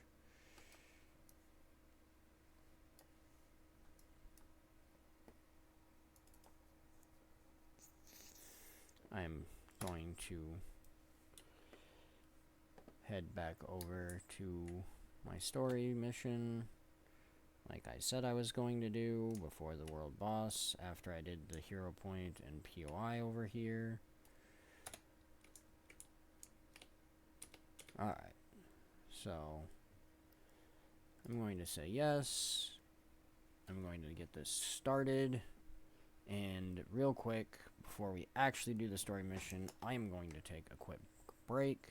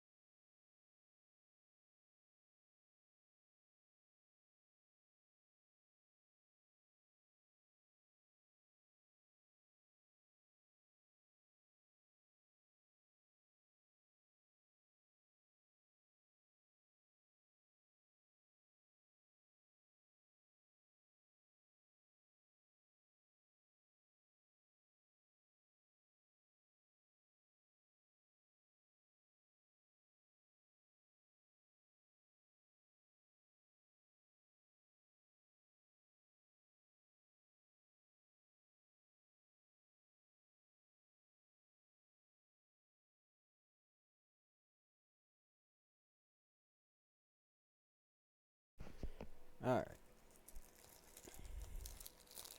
I am back. I've used the bathroom, grabbed myself another drink, snack, which should be good for a little while. Kids are currently downstairs in the playroom having story time with my wife, so they should be good. Usually after story time they end up falling asleep and taking a nap, so shouldn't really have any issues on that front.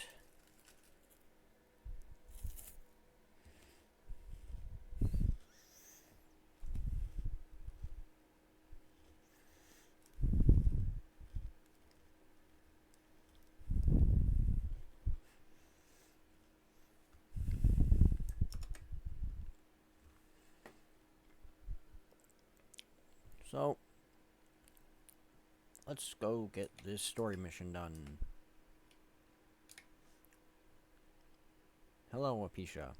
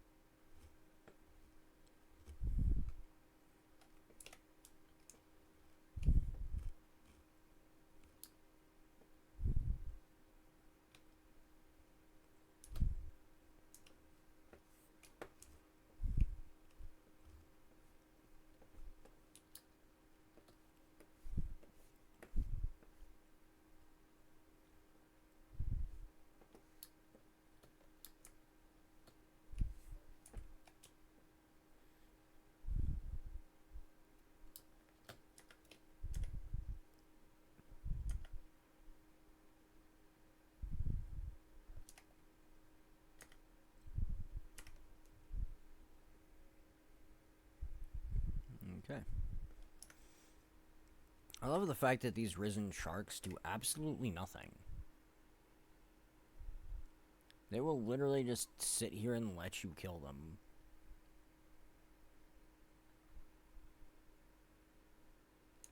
You may say, oh, well, you got hit earlier. That was actually the jellyfish attacking the shark that hit me.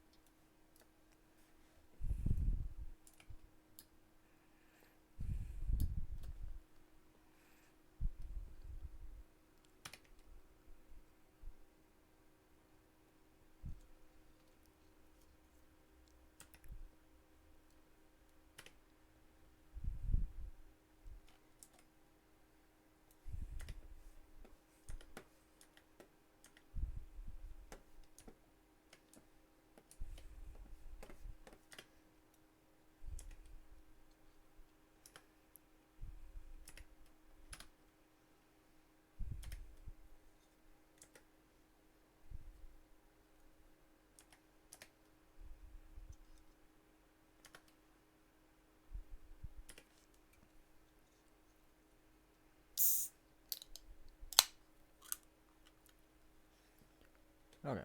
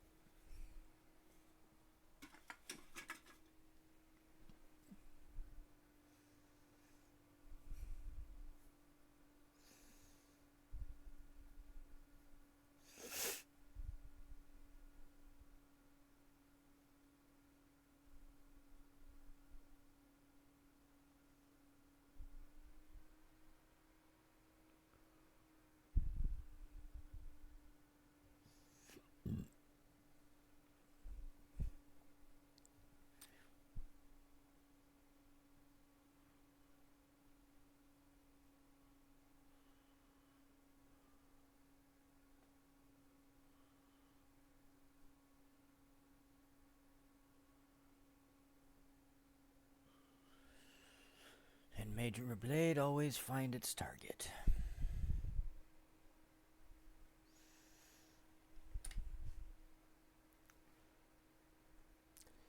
Now this is where you have a split decision. This will determine what your next story mission is. You either get yourself captured, or you try to catch it in transit. Both are viable choices. Both will successfully get you the orb in the long run. I don't remember what I actually did the first time I was doing this, nor the second, actually, or the third, because I've done the personal story a few different times.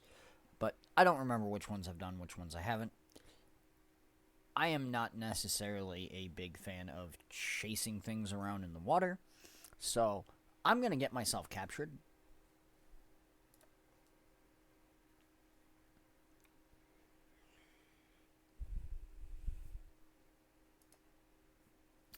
So this is going to be entertaining.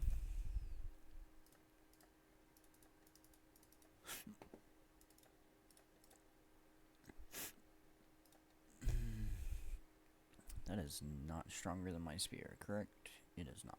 Okay. There. Alright. And now we just exit. And as you can see, our next one is up here.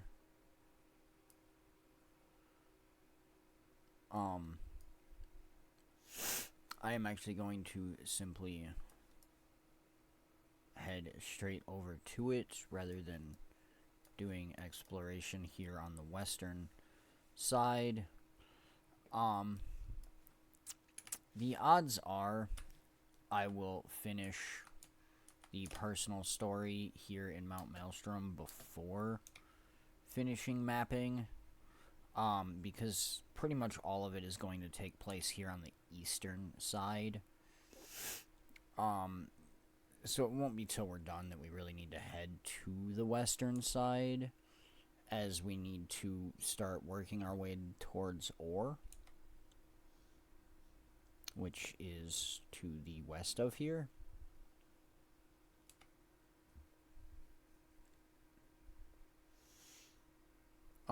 With the next map being Sparkfly Fen.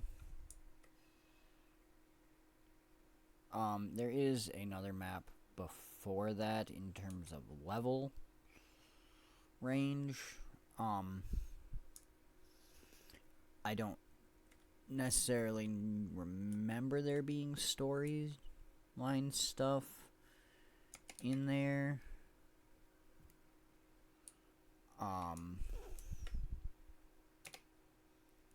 If there is, obviously we'll go through that area as well. If not, I will probably do that area prior to advancing into Ore.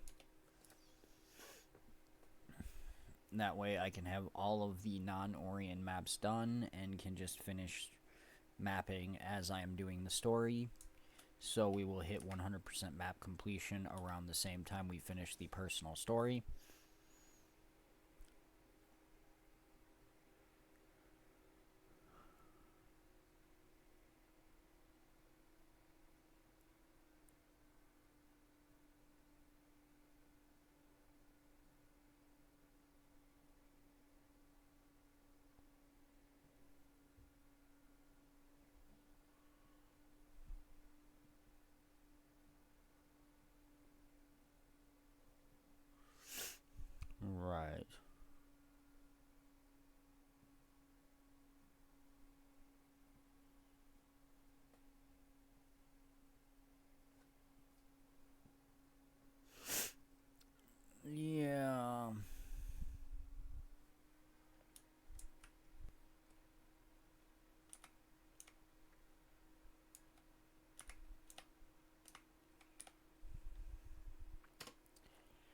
Now, here's the thing.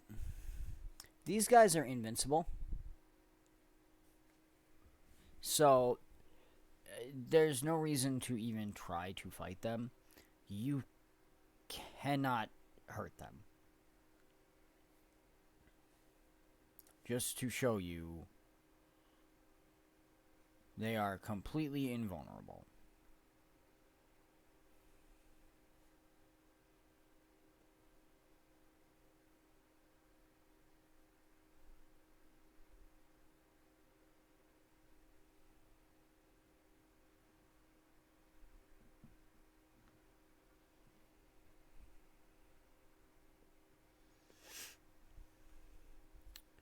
Alright.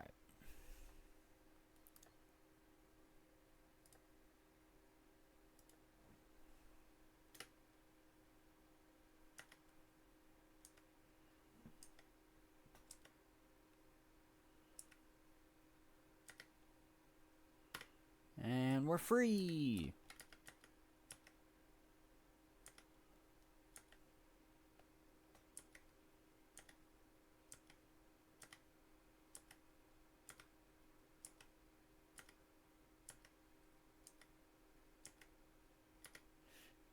And hilariously, by simply alternating your strikes between 1 and 2,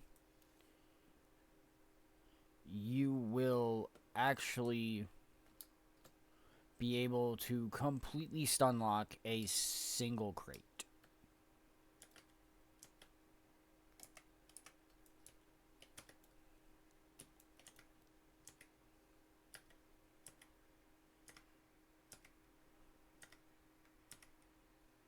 So, this bar is actually incredibly powerful. Almost to the point of it being more useful than your actual weapons.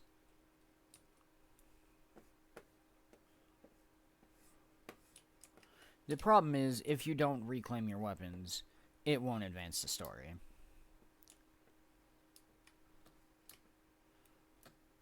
The other problem is the bar also has literally 0 range. So, if you are used to playing a ranged character like an elementalist or something, you're going to be at a slight disadvantage due to having 0 range.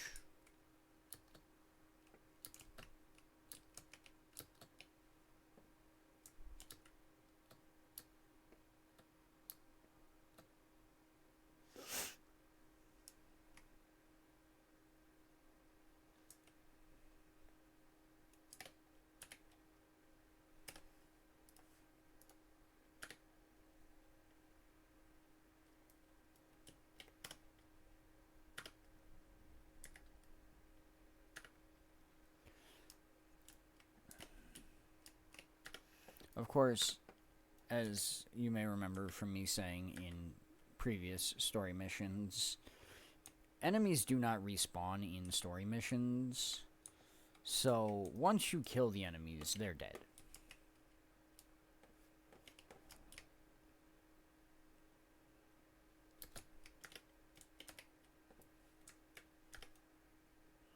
How dare you evade me?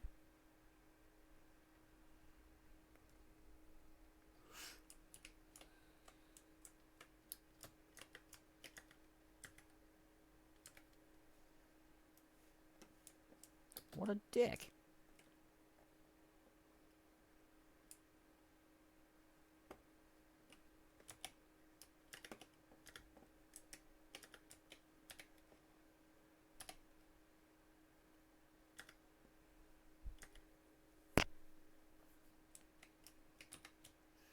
Just knock me off the frickin' platform.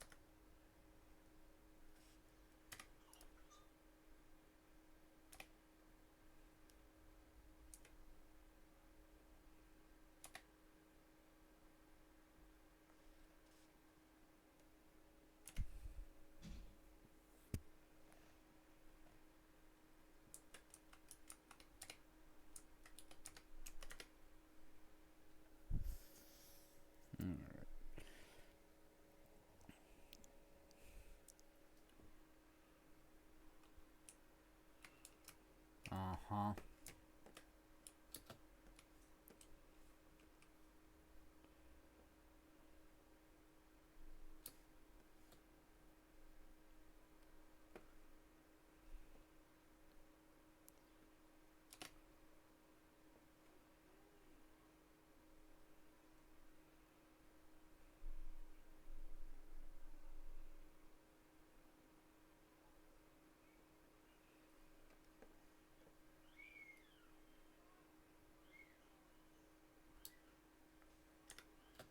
Oh, look, it's a beast.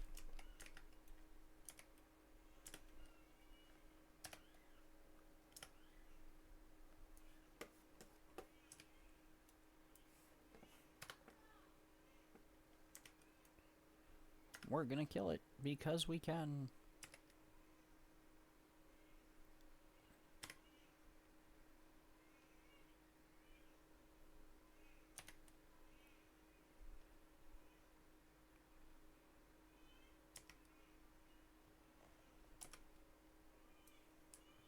Okay, one dead beast.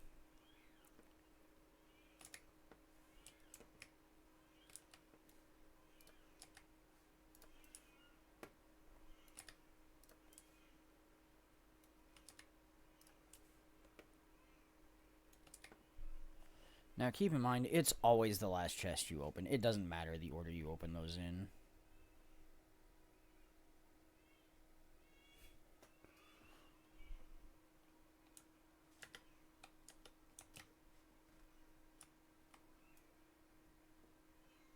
Now, the problem here is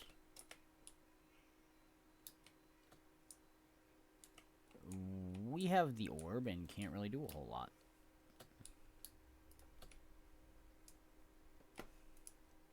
So, it's a problem.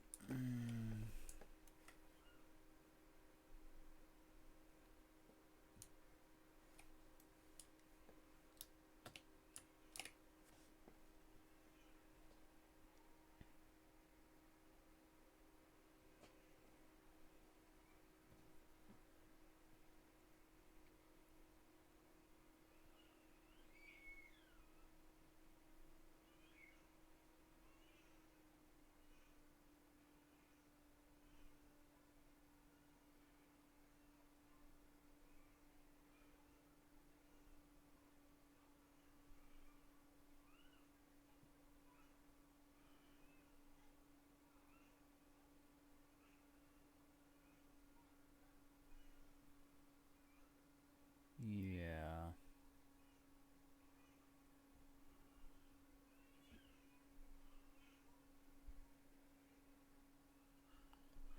Yeah, they're not necessarily strong enough to take me.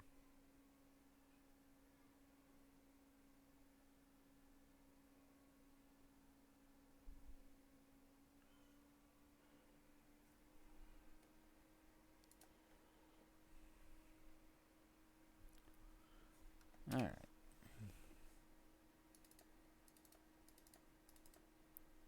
Personally, I honestly think you should just be able to continue and save her right now.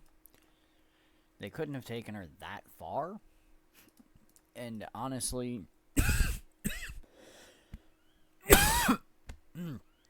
sorry. Honestly, you have no problem fighting them. So it shouldn't really be that difficult.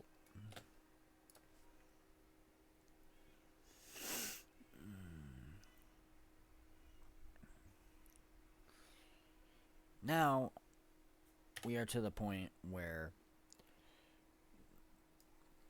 we need to go to Fort Trinity, which is over in Straits of Devastation. However, there are two areas that are lower level than that, being Bloodtide Coast and Sparkfly Fen.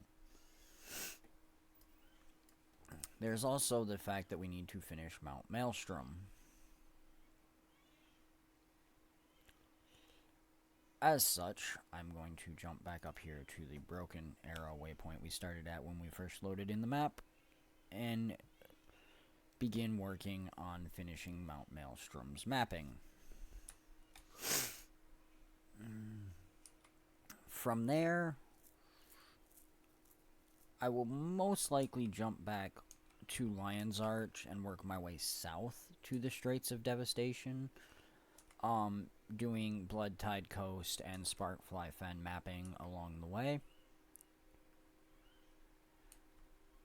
to allow those to be finished, and then simply have the Orion maps left when we get to them. As I have stated before, the Orion maps are somewhat easier to complete in that they do not have hearts.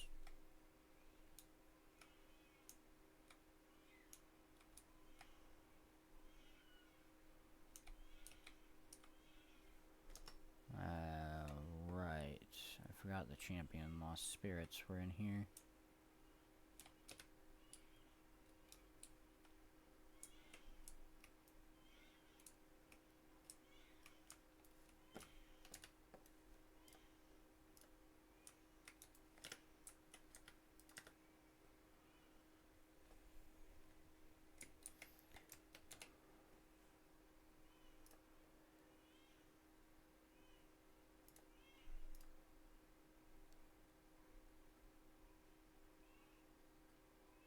Sure. Yay, I get to be a chicken.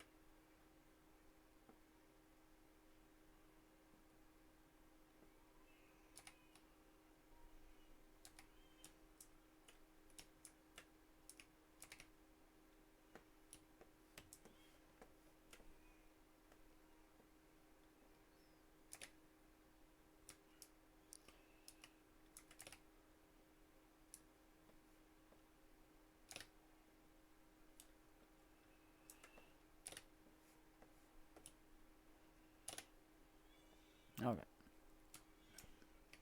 Now then, let's go turn these in before I get myself murdered by spawning too many grubs.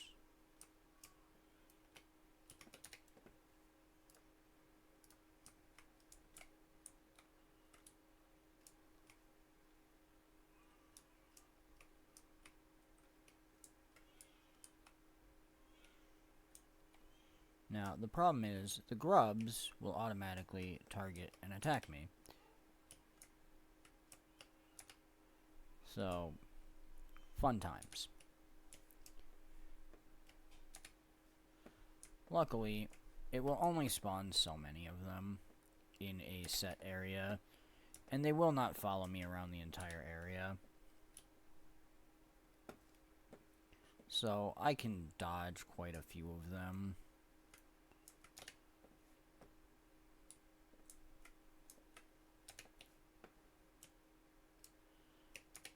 And the reason I chose all of the above is because it does give you the chicken, which is easily the best one you can get for actually surviving and dodging most of these problems. Obviously, I am tanking quite a bit here that I really probably shouldn't be to grab these. There's also a raven here if you're interested.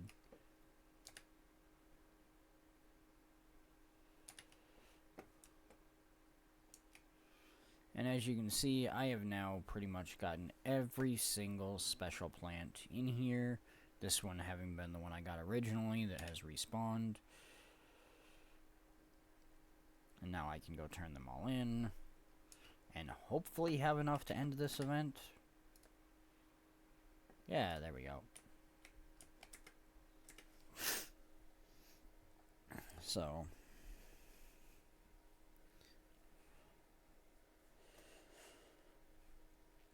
wait the 15 seconds for this event to end.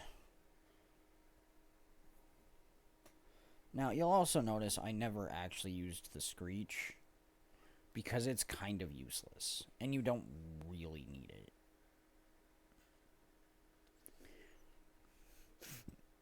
Alright. And now, you can buy a potion of undead fighting to do more damage and receive less damage from the undead, which is very useful in areas where you fight the undead, like Ore. However, it is not as useful as it sounds, because an artificer can make you a much better version of that potion.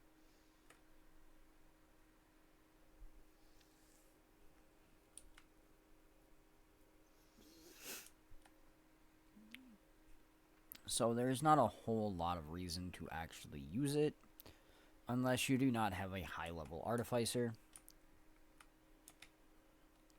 With a high-level artificer, it is kind of worthless.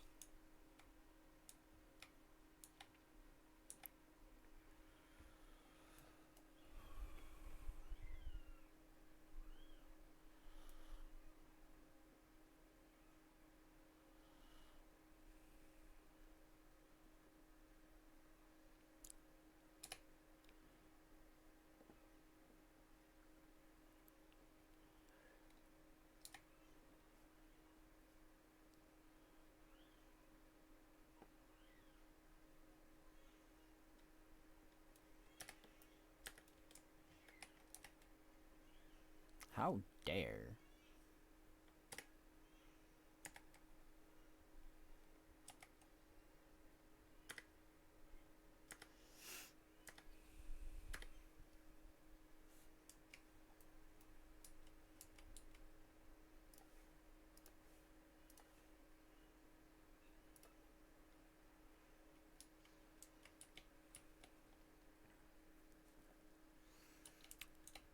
Now, the reason it's saying immune is because he's basically trying to poison himself.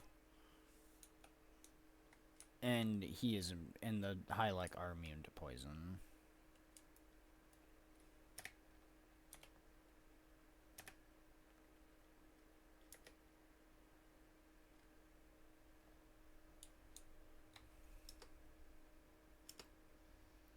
That is a plague carrier.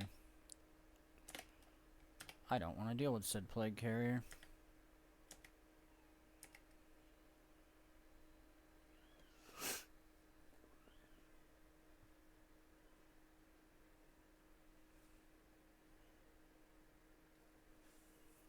There we go.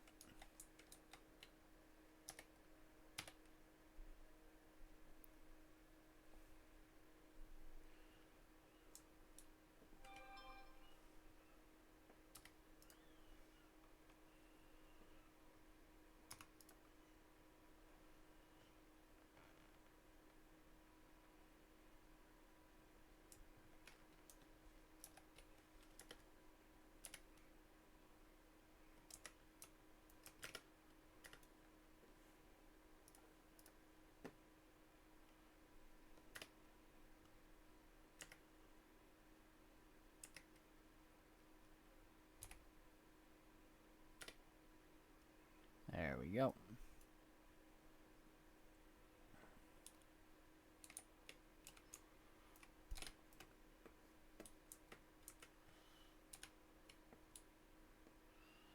Now, let me just dig through all of these junk piles for spare parts to turn in.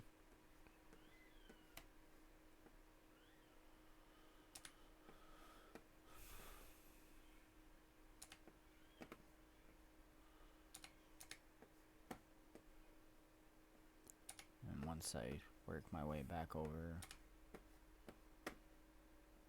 to the heart vendor, or heart person. I will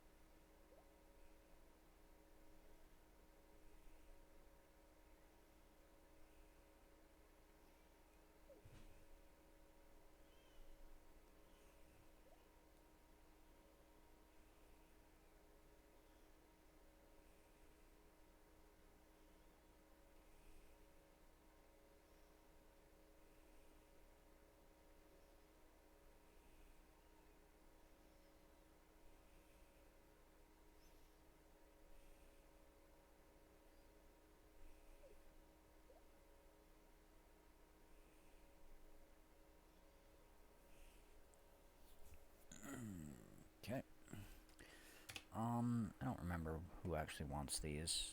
Script Brewmaster. I have to remember where he is. There is the Brewmaster.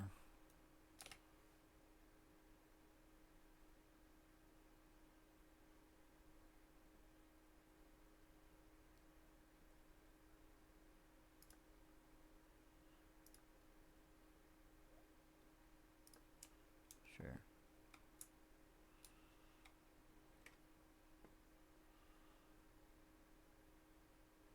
There he is.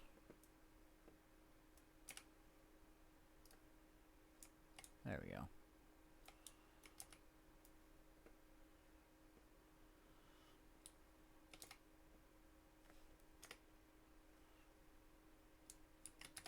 Now, this is the funniest thing.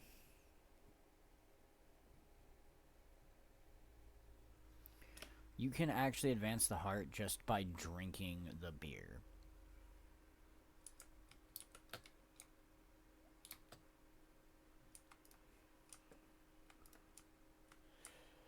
Granted, there's only 5 casks there for you to drink from,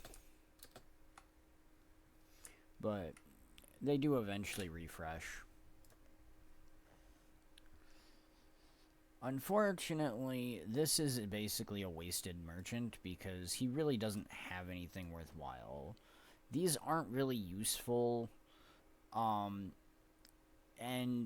there are very few things that actually reliably use torch.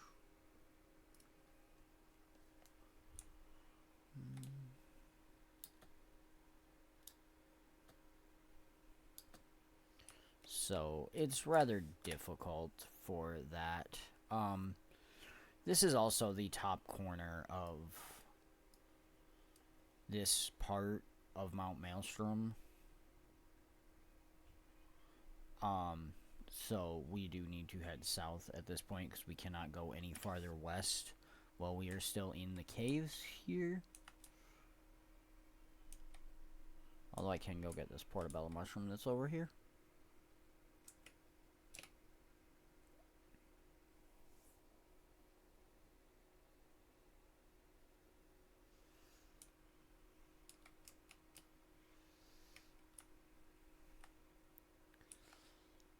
So, as you can see, there is a path farther to the west up here, but we do have to exit the cave. So, and there is not much more over here.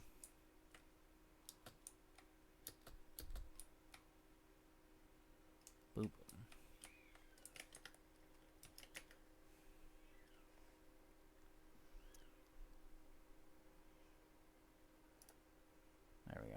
Alright. Drop my elite, because I kind of dropped into a very bad spot for that.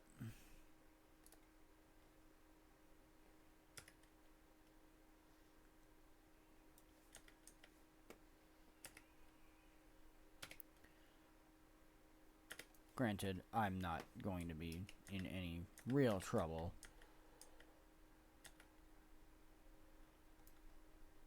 The veteran here is going to be semi-problematic, but not unbeatable.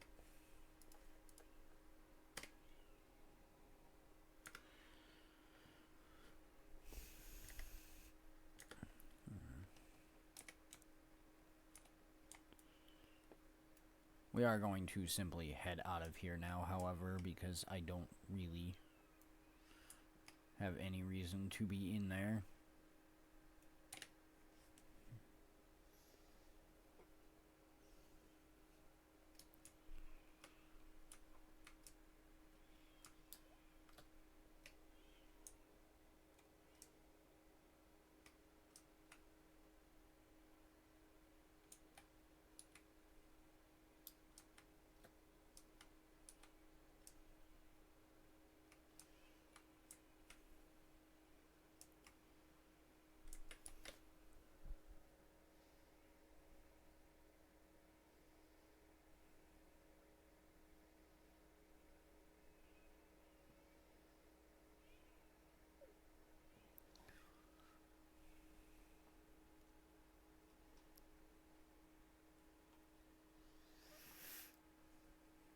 Alright.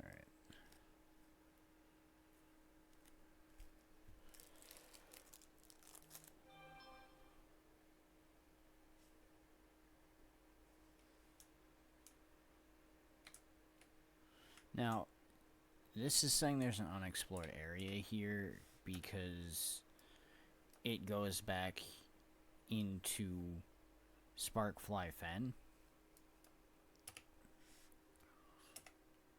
So we don't want to go that way yet.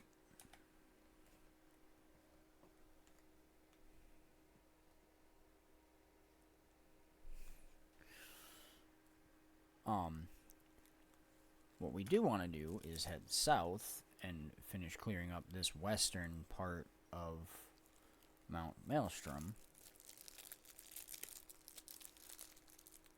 Right after I open my second package of Nutty Buddy bars, so I can finish eating my snack.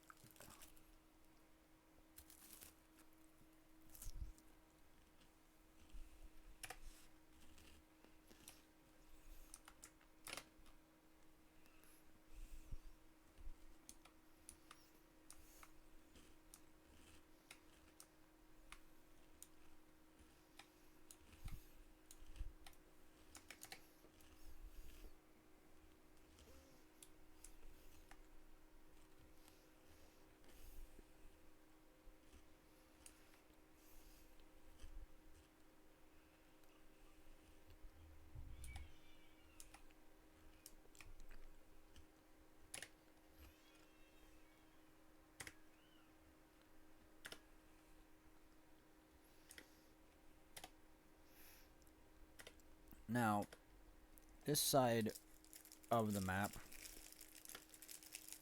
being as it is entered from a lower level area, is technically the lower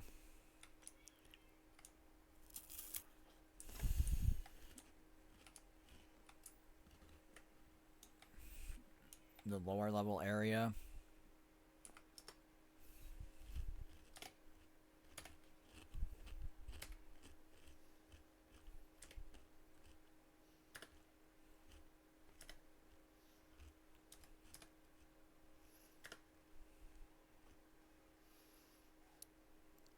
Which is why I can solo this spider.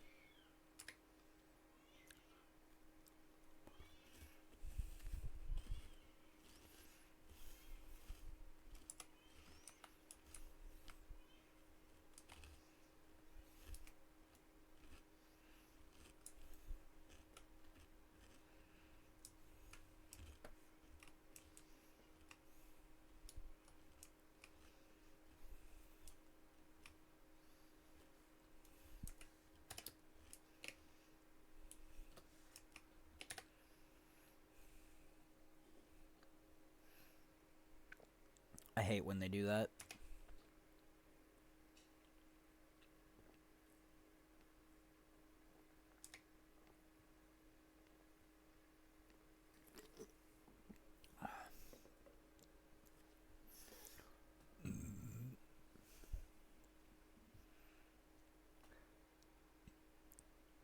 I know technically the game is programmed to make it so all mining nodes in the base game maps have a walkable path to get to them. However, this one is annoying, which is why I skyscaled it. It involves coming over here, running up this way, going across there, and there is legitimately zero reason for anyone to ever believe that that is a walkable path.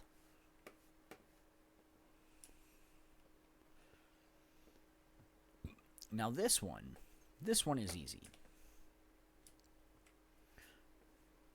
It legitimately is just, okay, cool. There's the path.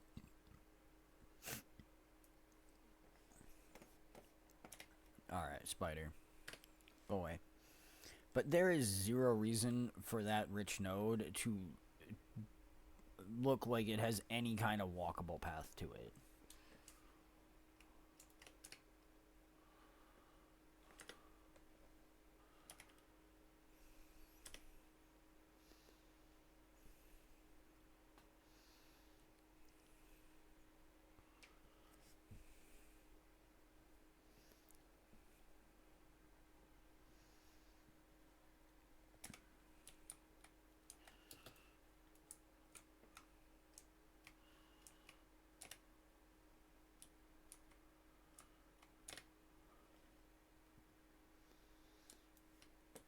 Now, not every dig spot, as you saw there, will spawn an enemy. Some of them will, some of them won't. They will all give you an Asuran relic.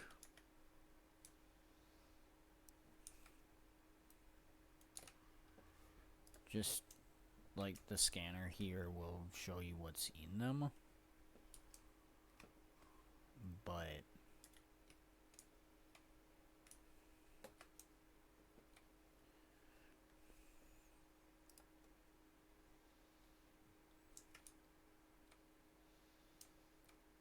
it's not necessarily useful. It's easier just to dig them up yourself than use this thing.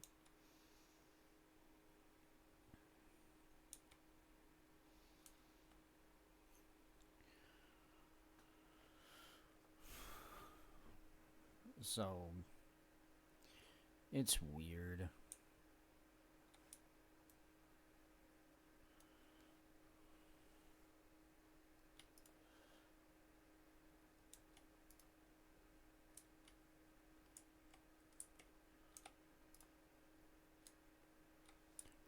But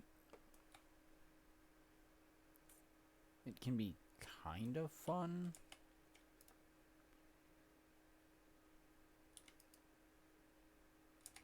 And of course, like I said, you can always just search yourself.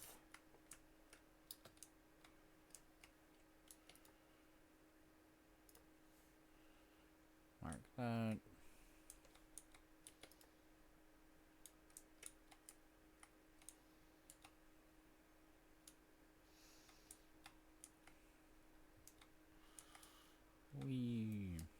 There's a bag. I know I just saw a bag. There it is.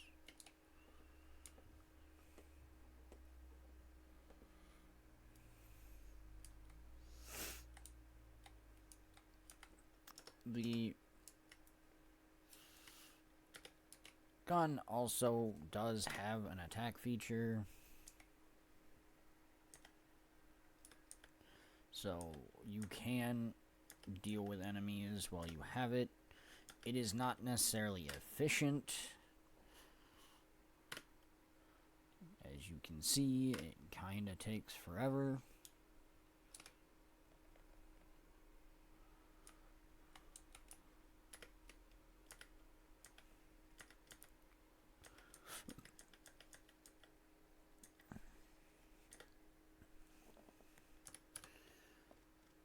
Luckily, you still have access to your utility skills and stuff to allow you to deal with things a little easier.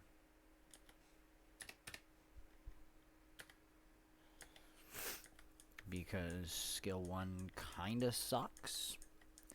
It will do damage, and it will eventually kill things. But it's not great.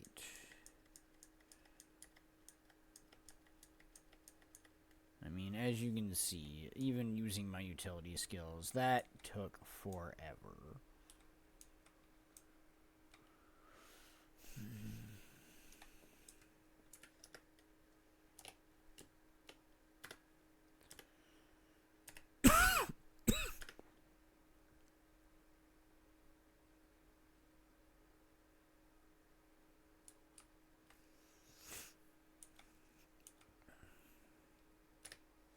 Why are you dead?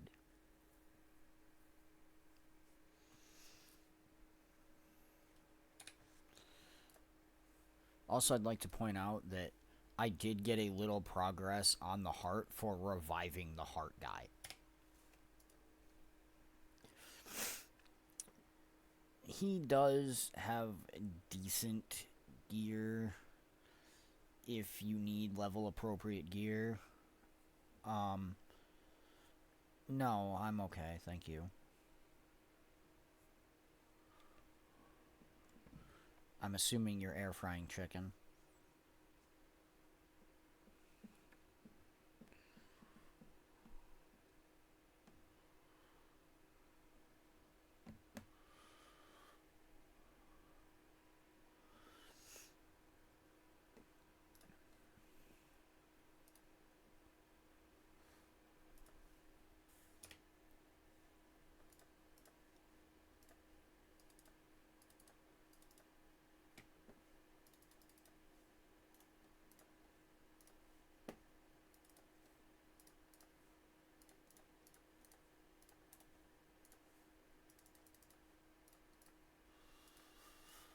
Okay.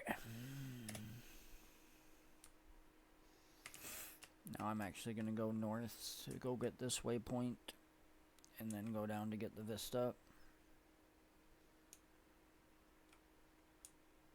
Wow. I don't even remember when I actually interacted with the NPC for that event.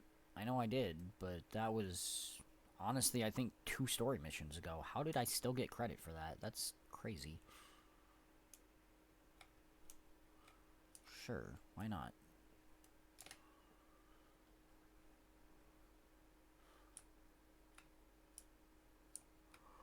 That's fine.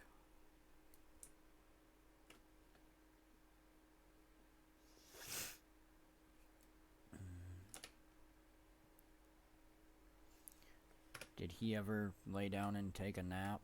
I know he usually does during story time.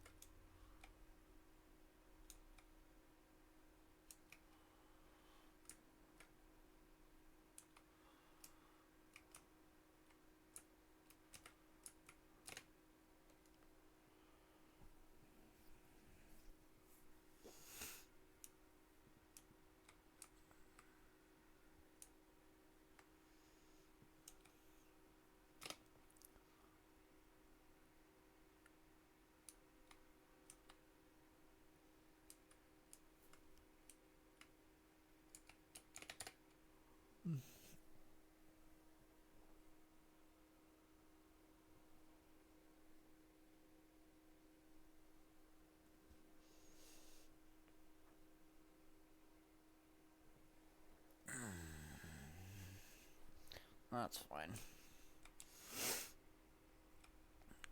Just means he'll actually go to bed early today.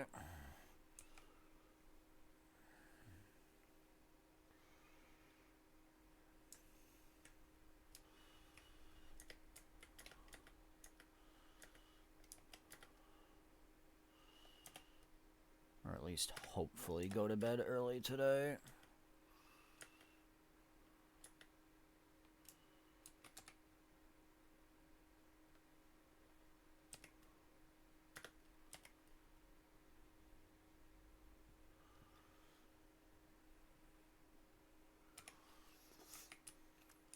I should look at that.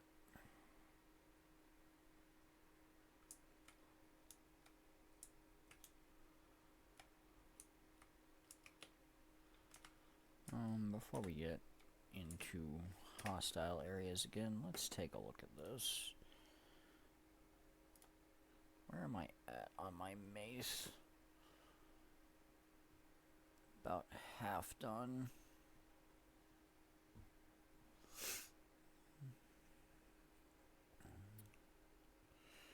I am almost 50% done with the 5,000 mace kills.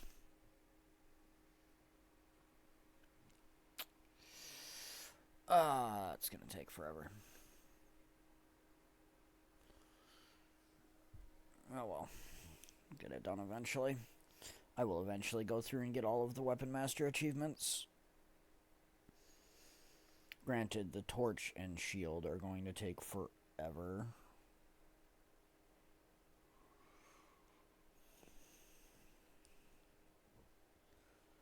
But I'll eventually go through and get all these Slayer achievements done too, but I should go finish the Griffin one, because I only need 7 more Griffins.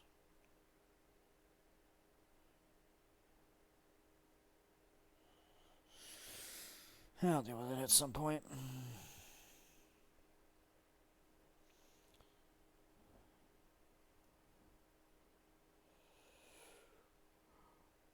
I also need to finish the last couple of paths on a Raw. That way I can finish Dungeon Master. That one's done, that's done. That's just collecting coins. That's done. That's just finishing a bunch of wonderful crafting things that I don't like doing. That one is a lot. This one has a lot of stuff I still need to do. Like a massive amount. This one is the most hilarious one. This one makes 0 sense to me. This, for whatever reason, is under the Explorer tab instead of like the Tradesman or Fashion or literally anything else that makes sense. It could even actually be down here in the Collections tab,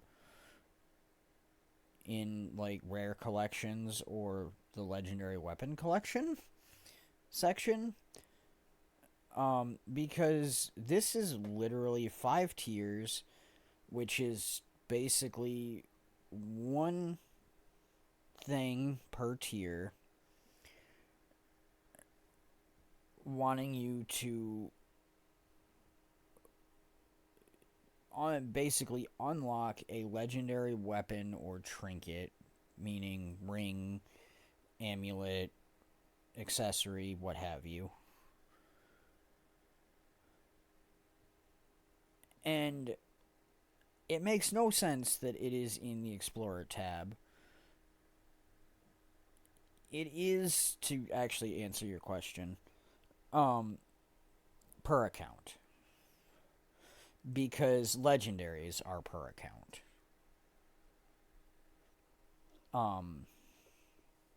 Because legendaries just go into what is called the Legendary Wardrobe, which is accessible to any level 80 character that can use it. So, like, all of my characters that can equip a sword can equip my legendary sword. That is probably the best change they ever made to the game, was when they introduced the Legendary Wardrobe and didn't make it so legendaries were only usable on one character without switching it through the bank, and it was disgusting.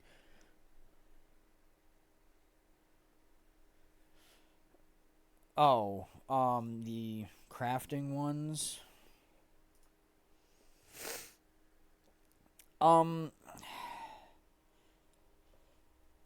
Both. The best way to answer that is the crafting achievements are both account and character based.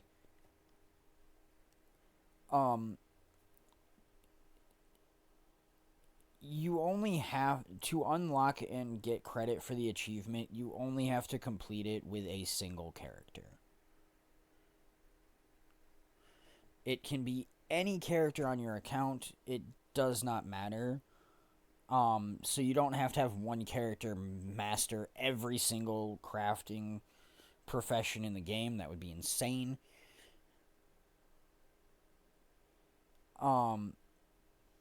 However, progress is character based. So whatever your highest level is the one that will show here. Armor Smith is actually a great example. I know I have at least 2 or 3 characters. I think I have 3 currently that are set for armor smithing and have begun working on it, basically to make their own armor. However, only my highest one, which is 434, is affecting this. Any of the other characters I have that are working on it to actually change this and get it closer to completion would have to get above 434. They would have to become my highest level crafter for that profession. Which realistically is unreasonable because there's no reason to run another character up that high when you already have one there. Just continue with the one that's already there.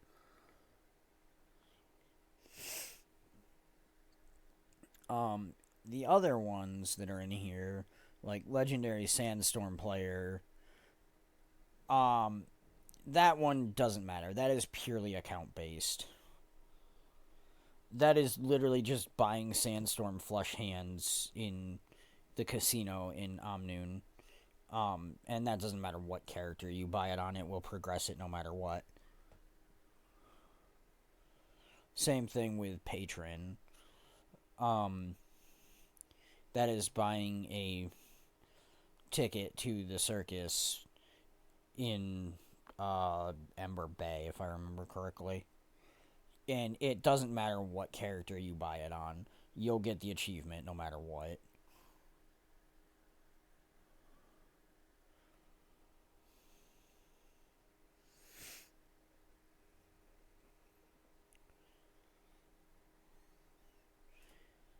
This one is one that I may or may not ever finish. I mean, eventually I'll finish it, just purely based on dumb luck. I mean, getting guaranteed wardrobe unlocks either from birthday presents or Black Lion chests. I will eventually finish this just out of dumb luck in getting the racial armors. I could also technically just go buy them all, but that is very expensive. And I don't actually need it for anything other than achievement points. I mean, the title, Adel the Emperor, is kinda cool, but don't care. And I don't need any more mastery points for Central Tyria. I have all of those masteries unlocked.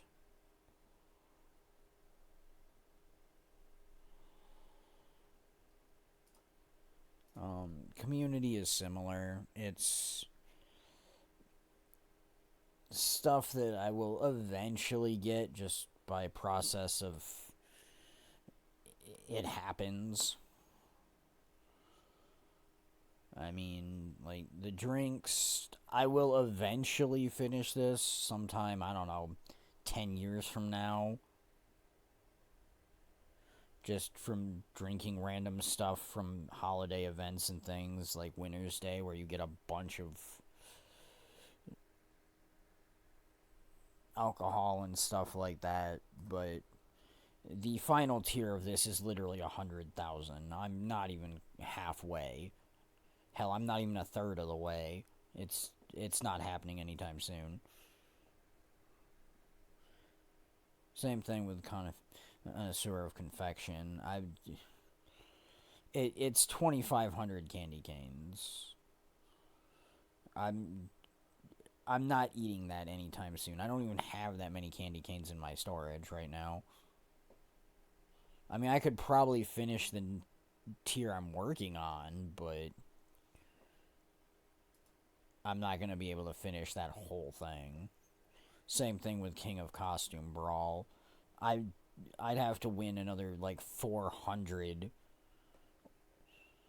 which winning Costume Brawl is literally getting 25 points and being declared champion is what's considered winning. And really the only time anybody does that is during Halloween. And again, 4 or 5 years from now, I might finish it.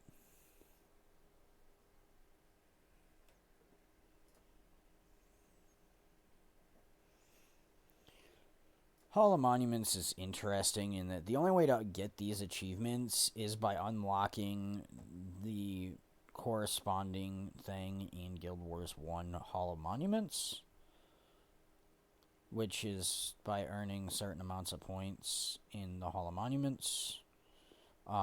There's one for every 5 points you earn. 5, 10, 15.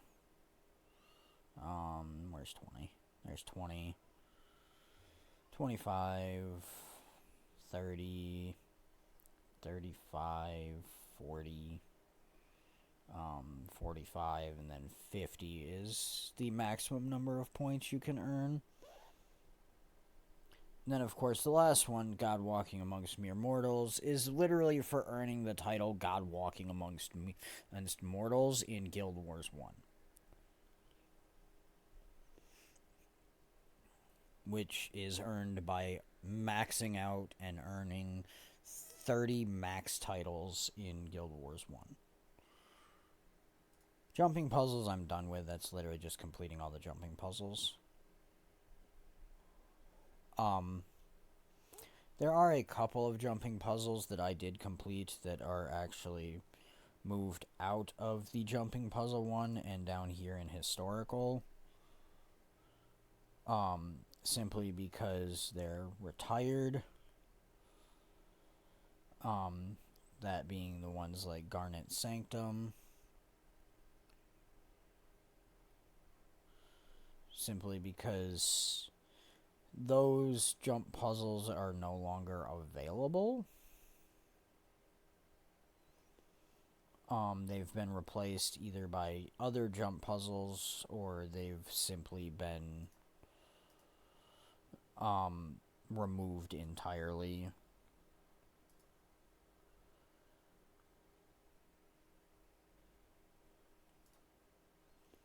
So some of them, like the seasonal activities here, you can complete later on,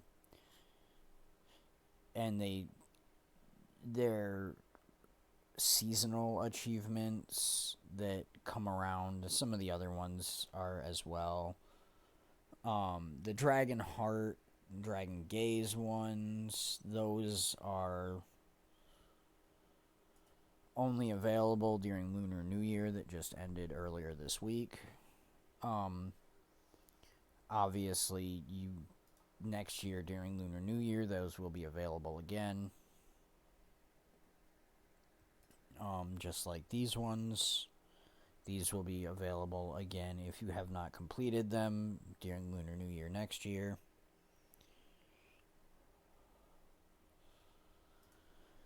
These ones are similar. You can't see the ones I have not completed in here or haven't progressed towards at all. But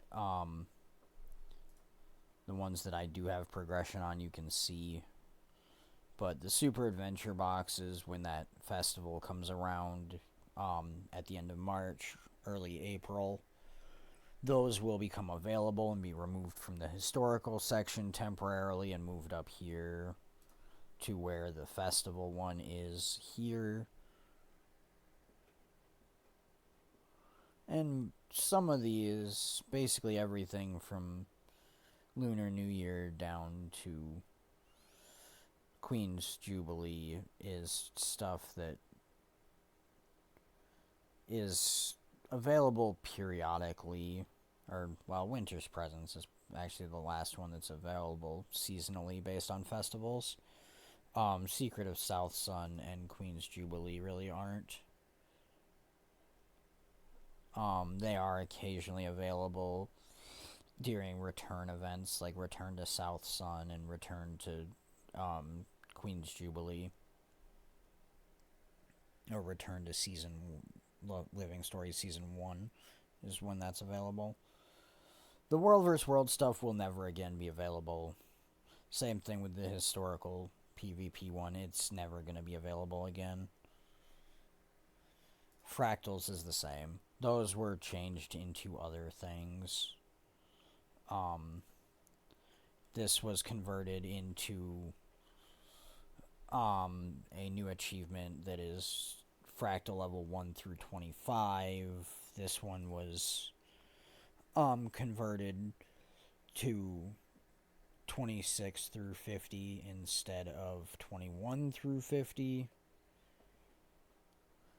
Because they basically just redefined fractals and redid them and balanced those achievements out more so they made more sense. I actually have finished the low level one, so that's down here, which is, if I can find it.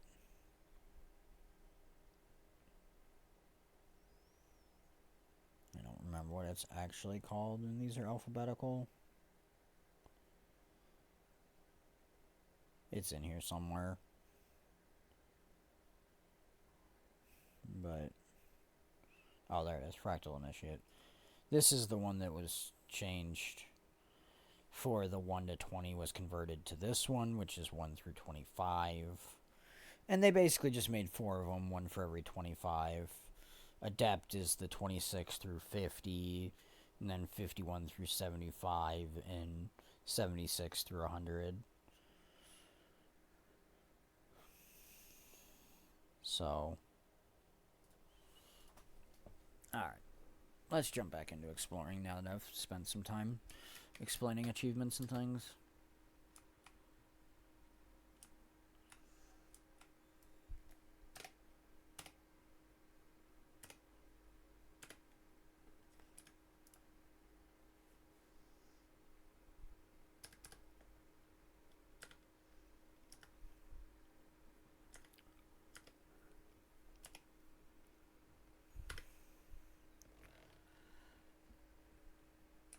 Yay.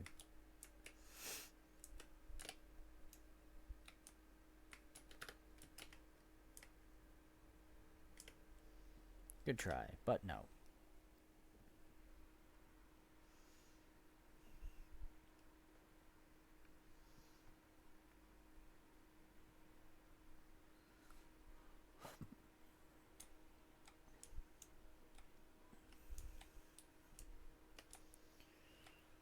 Okay. I'm going to head down towards this event just because I can.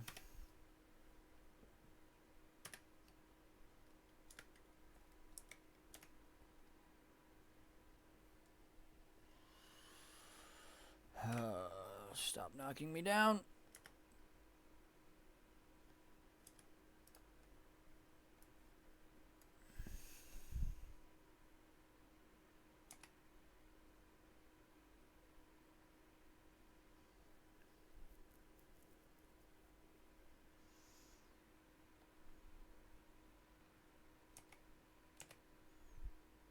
No. Denied.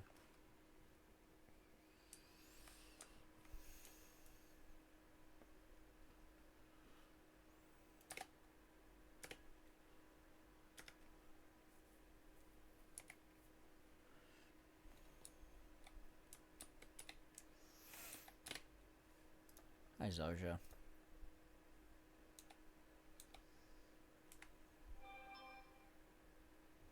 Uh-huh.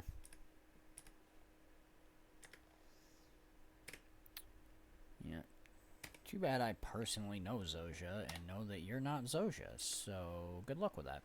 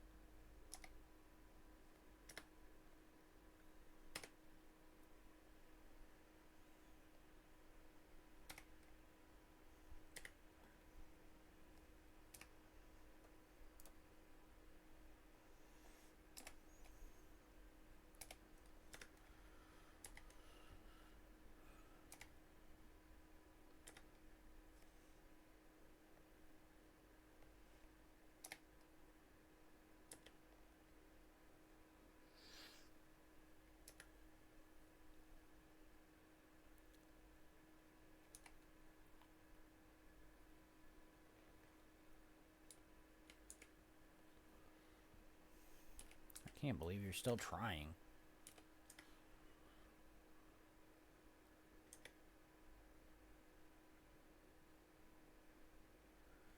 Yeah, or you could just die.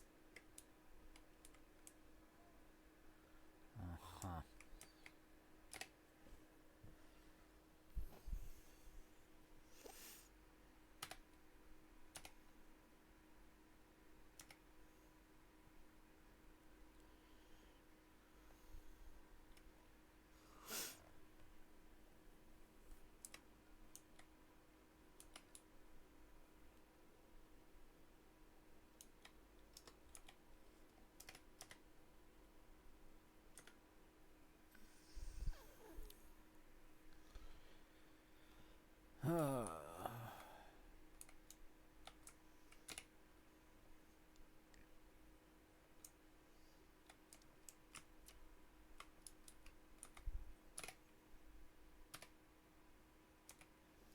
See, this is my problem with these hearts is you're supposed to do specific things, and certain things will advance the heart faster. Like, if I actually went up and got his weapon and was using it on them, it would progress the heart faster than just me killing them. But it's so far out of the way to get to him because it's way over here. It makes no sense how far away the heart is from where you actually do it. I mean, you can do it closer to him, but it is so ridiculous. You have to run all the way over here and then go down into the swamp here. It's absolutely crazy.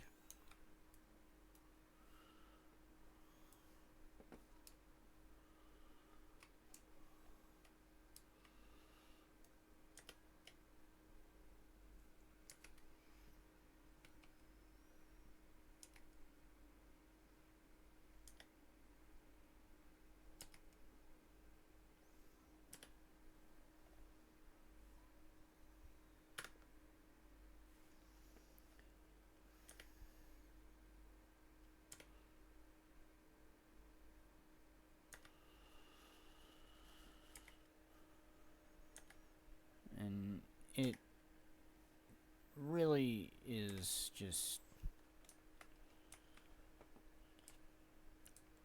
It's an interesting weapon, but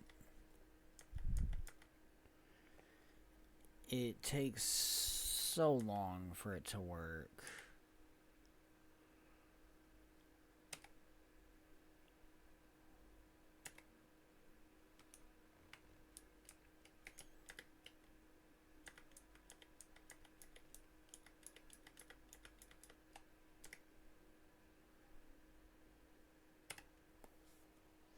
I mean, as you can see, you literally have to hit them 3 times and then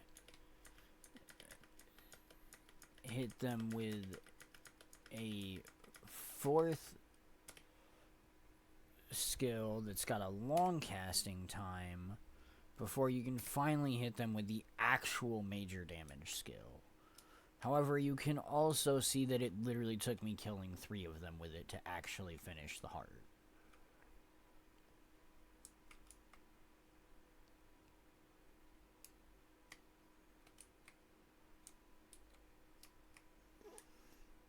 Which is very unfortunate that it progresses the heart so quickly, but is so inefficient at doing it.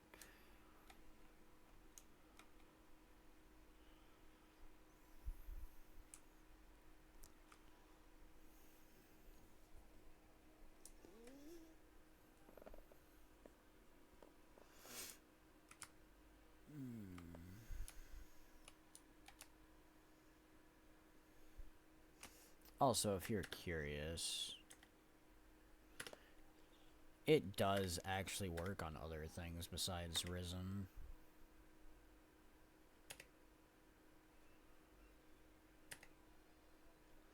And oddly enough, it actually works on nearby enemies too that are not frozen. It's weird. But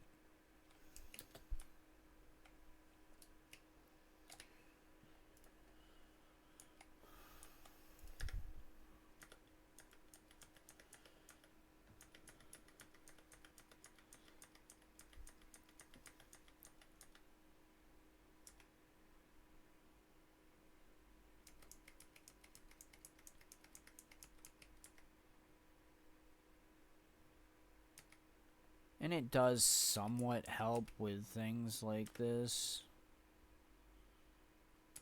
because you can take that out fairly quickly, but it's still questionable on whether you actually want to use this thing for it.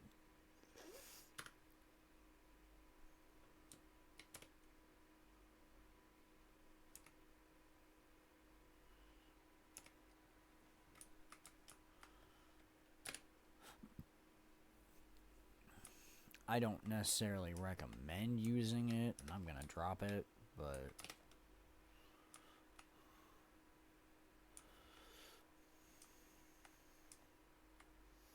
because I need to head back up and actually get the other waypoint that's up this way.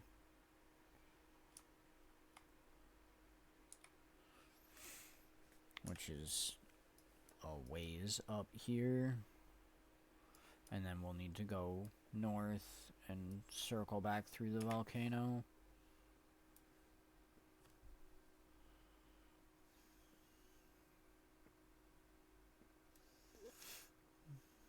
I'm also going to go talk to the heart vendor to show that off.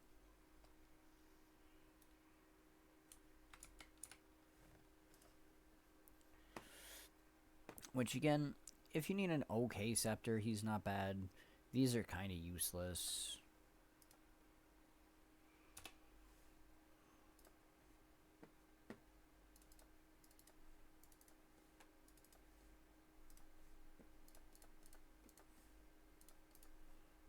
Oh, I forgot to salvage the torch. There we go. There we go. Okay, and away we go.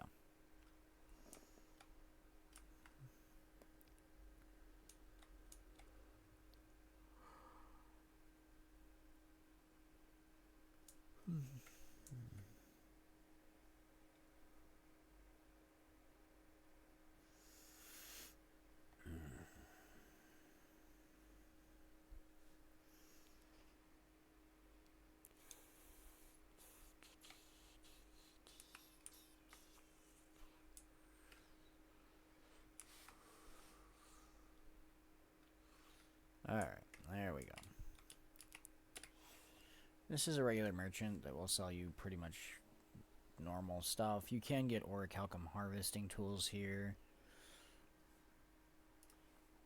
If you need them, I just have permanent ones on right now.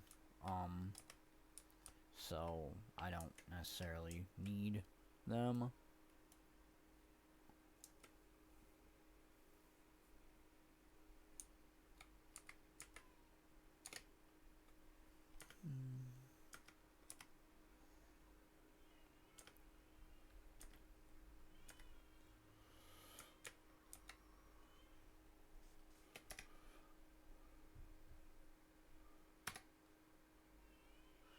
They're gonna frickin' chain their knockdowns, aren't they?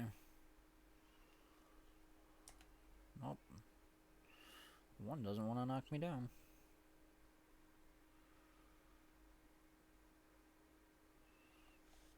Okay, whatever.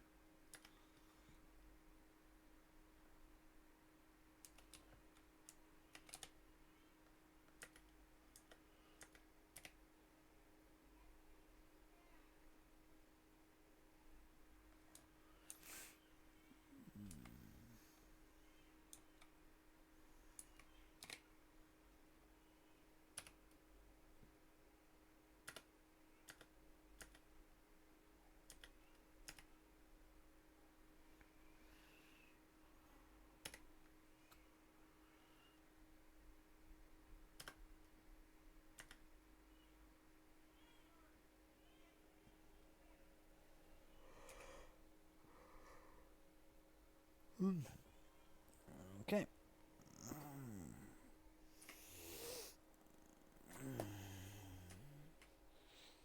I am honestly surprised by the fact that I have not seen an elite enemy.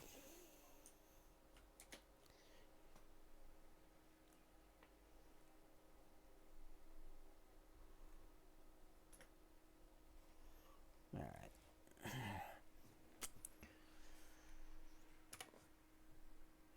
Okay. Now, as you can see, we are getting close to being done. We only have one more heart after this, which is down here.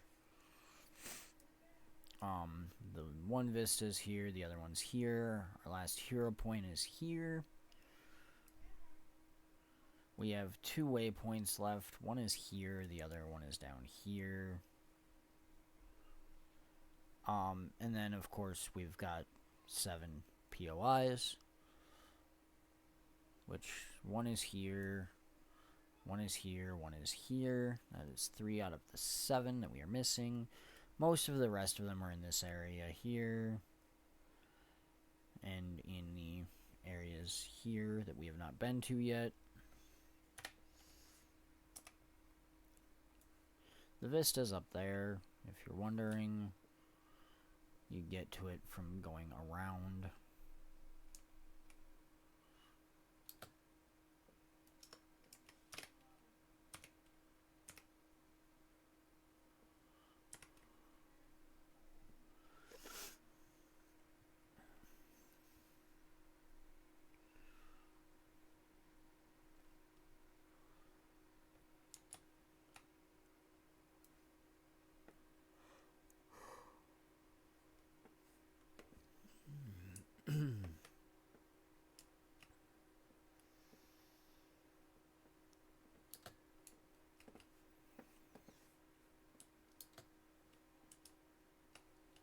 I did not actually mean to use my glider there. You don't actually need it.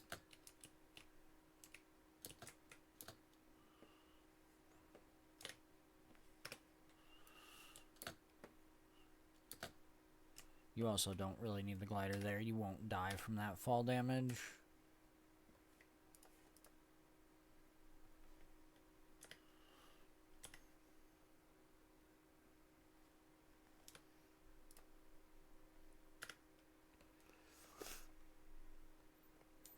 Okay.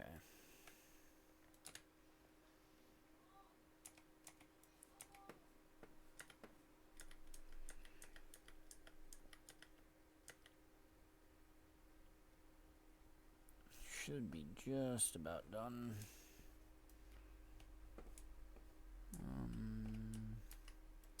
Sure, you'll work.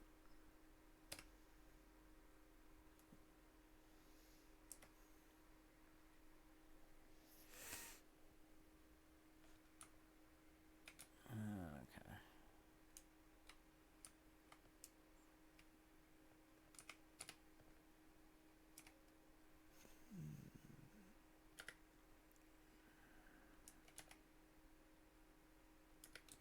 There we go.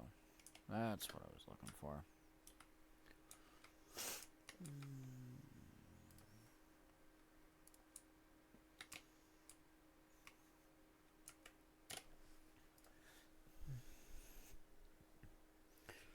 Again, semi-okay armor if you need it. If you need accessories, again, yeah, mediocre.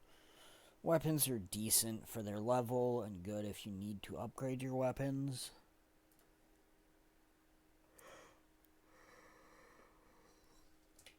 Obviously, I'm not, because I don't need to.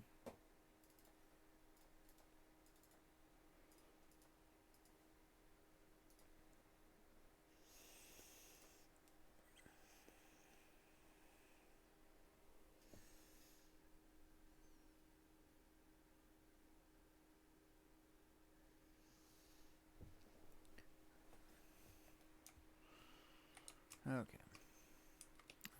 Let me take a look and see how I want to do this. Do I want to go down south, or do I want to go north? Actually, there's another POI I missed that was revealed, so we know where 4 of the 7 POIs are.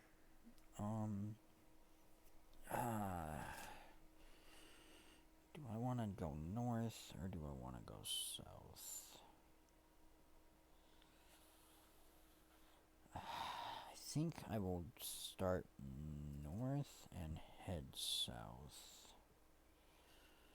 because that'll be probably the easiest way to go about it.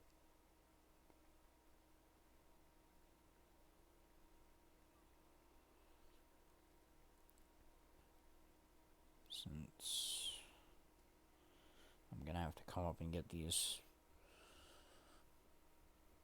waypoints anyways.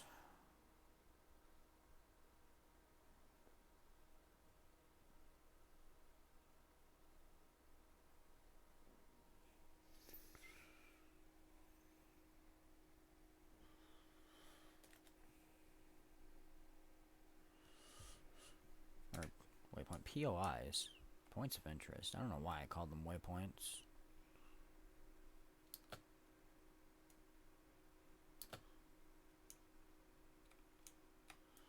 Okay, that takes care of that one.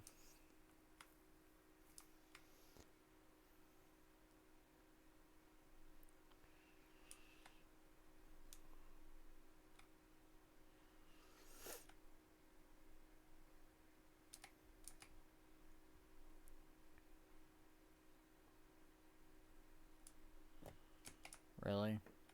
You want to go?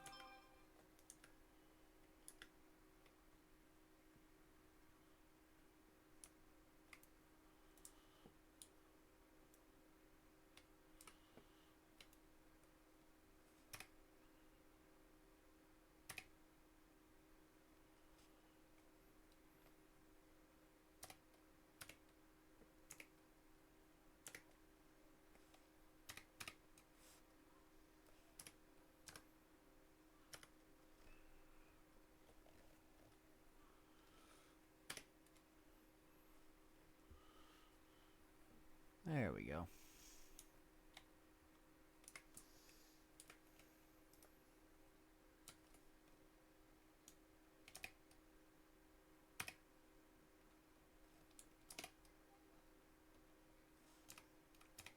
Ooh, this is gonna be fun.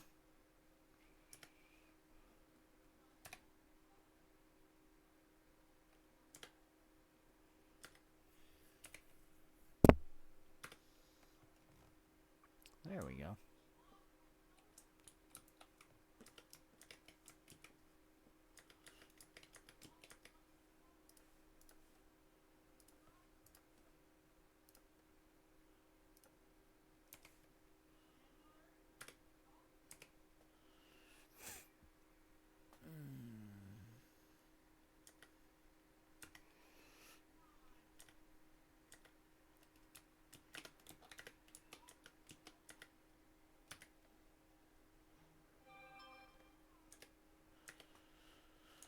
Okay.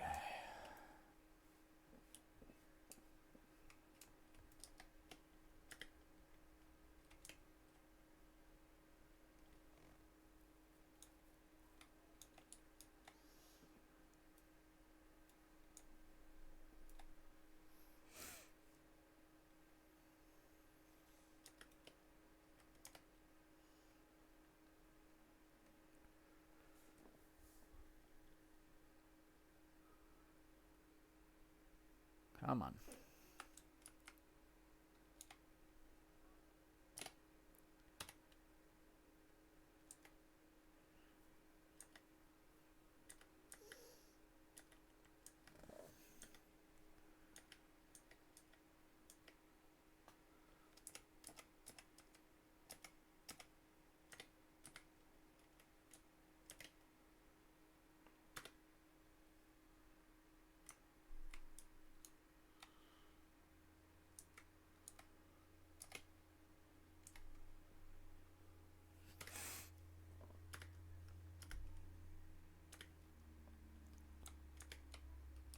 Alright. And one last jackdaw pirate.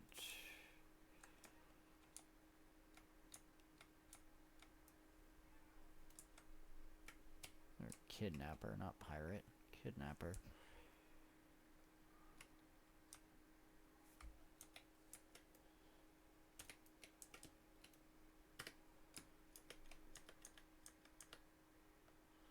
There we go.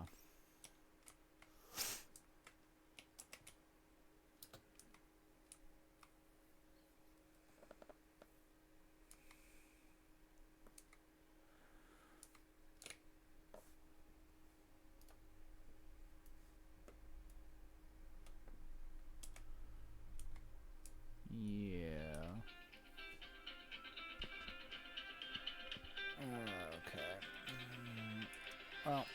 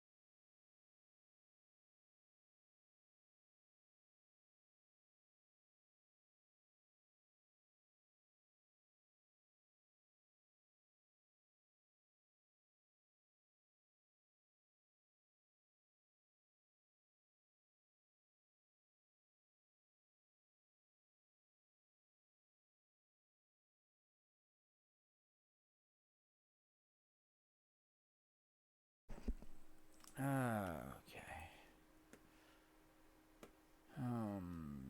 I have to remember how to get up to this vista. I know it's from the outside of the volcano.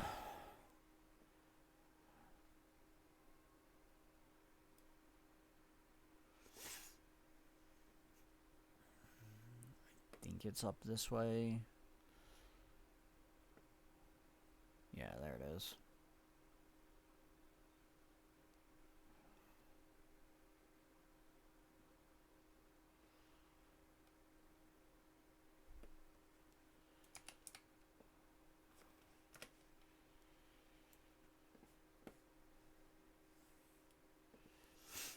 Which, down there is where we fought the Mega Destroyer earlier.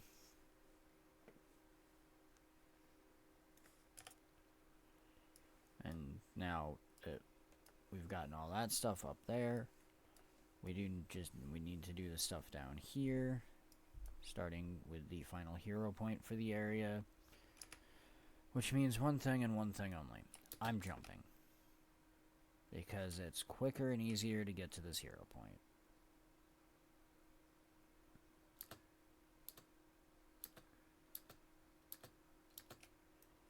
Now, if you only have the base game and don't have gliding, you cannot do that. You will kill yourself.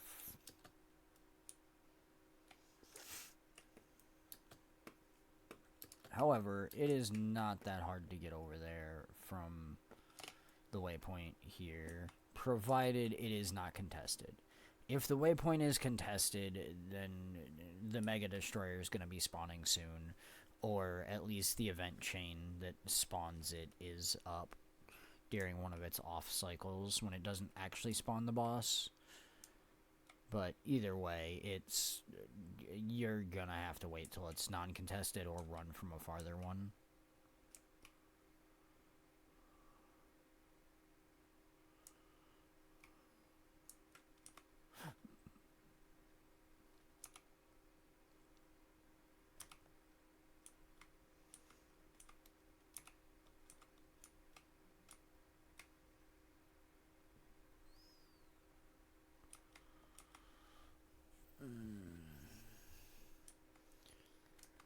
Okay. I took a wrong turn somewhere.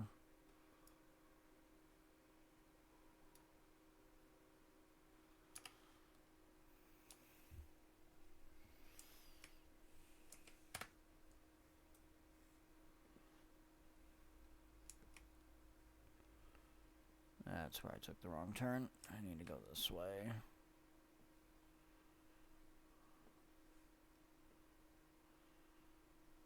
There we go. This is what I was looking for.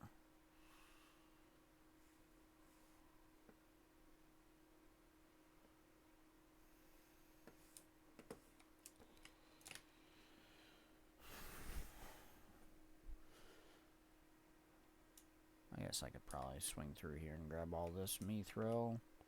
Although I really need that much Mithril. Probably not. Some of it's platinum, but I'm less concerned about it. Alright, let's head up out of here, so we can go up to the heart and get the waypoint.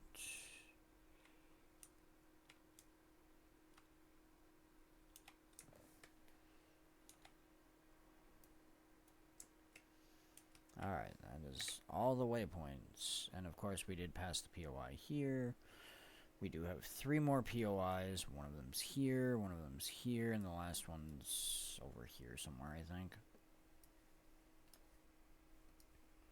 But then we will be done with Mount Maelstrom. So, which, when we are done with Mount Maelstrom, that will leave us exactly 5 areas left in the base game mapping. Bloodtide Coast, Sparkfly Fen, and then the Orion area, Straits of Devastation, Malcor's Leap, and Cursed Shore.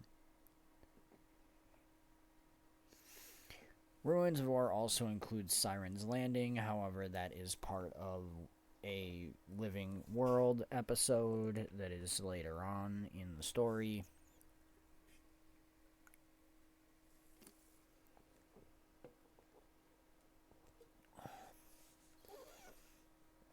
I will get to it eventually, and I will do it. But for right now, that is going to just be an ignored area. Kind of like some of the other areas have been, like Dry Top or Lake Doric up here.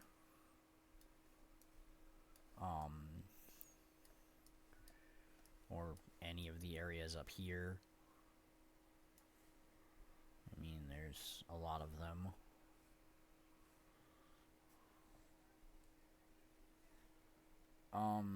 I mean, you could do that anytime.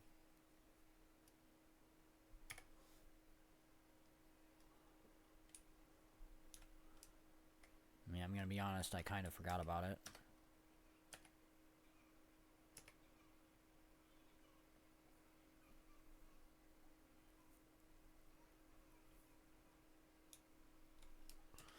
Then why did you say we?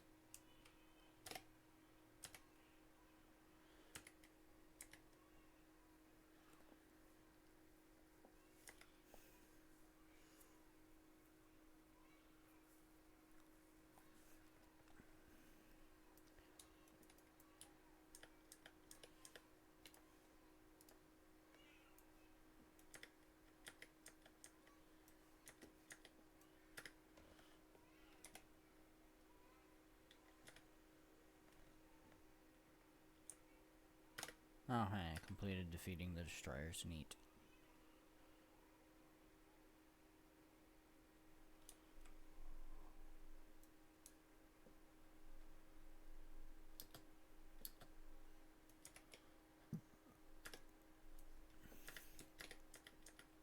Sweet.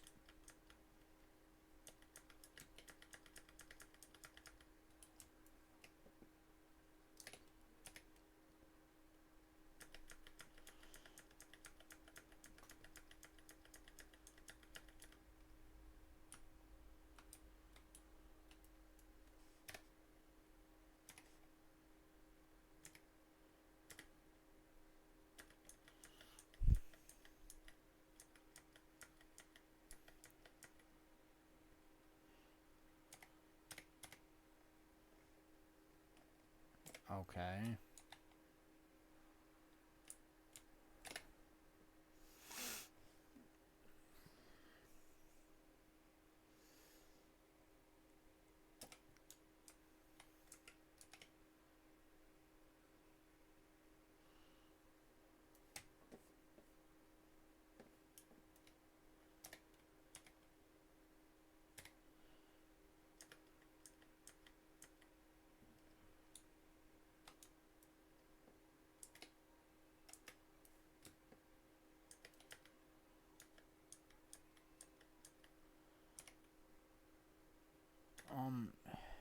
let me finish this map and I will get ready.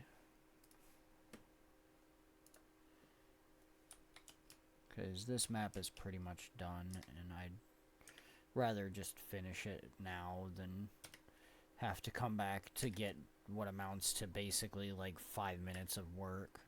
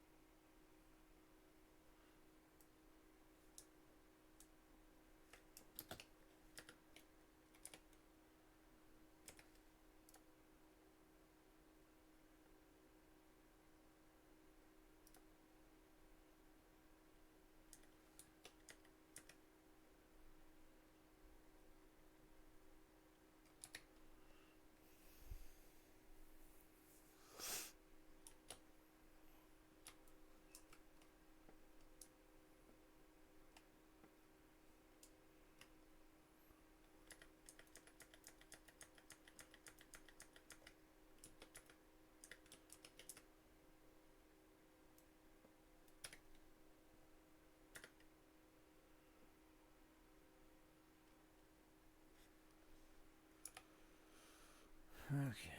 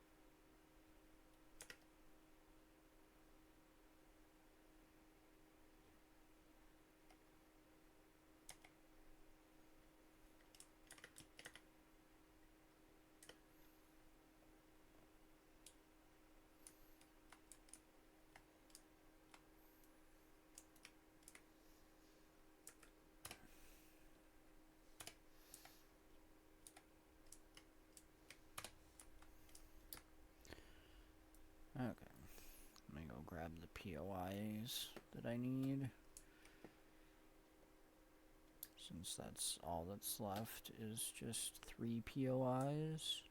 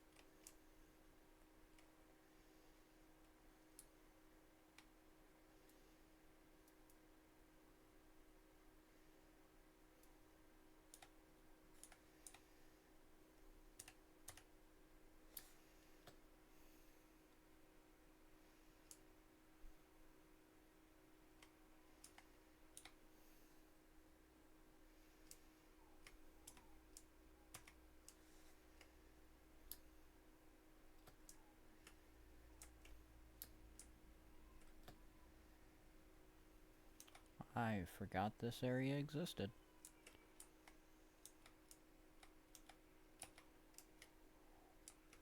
Okay. And that is Mount Maelstrom. The unexplored area, it says here, is the jumping puzzle area I was mentioning earlier today. Which I may or may not get to eventually. Really? You gave me 2 of the exact same armor pieces? Ugh. And a transmutation charge. Couldn't even give me a Black Lion key.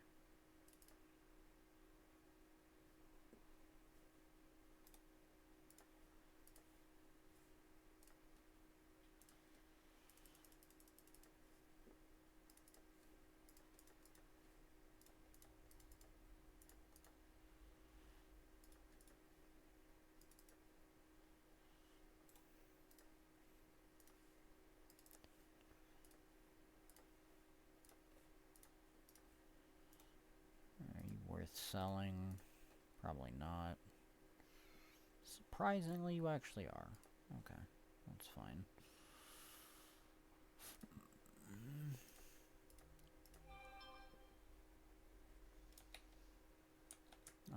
There's a merchant right here, right?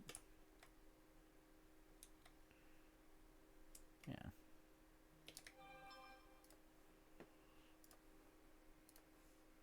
There we go. Okay, let's switch to my other mount and run up this way.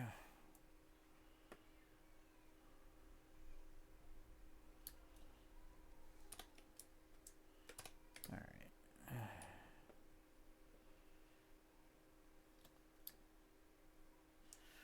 Now, just because I wanted to show this off, you can't actually get there with even a sky scale.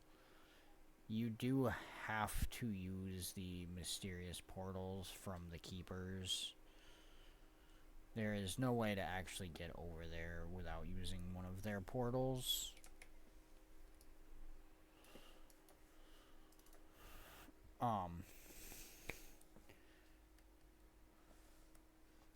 But that is the end of Mount Maelstrom and several of our story missions.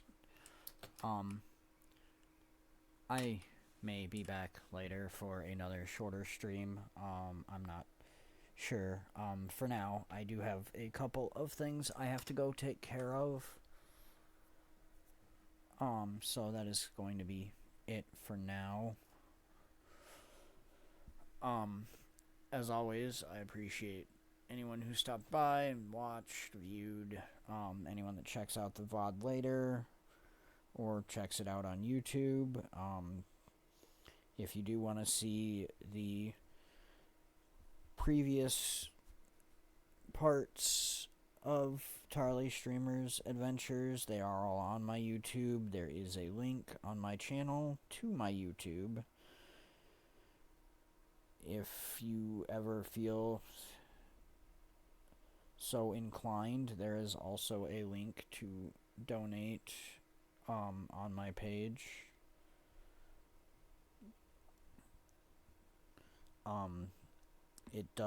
The donation does link to my wife's PayPal, since it is in her name, because I'm too lazy to make one of my own.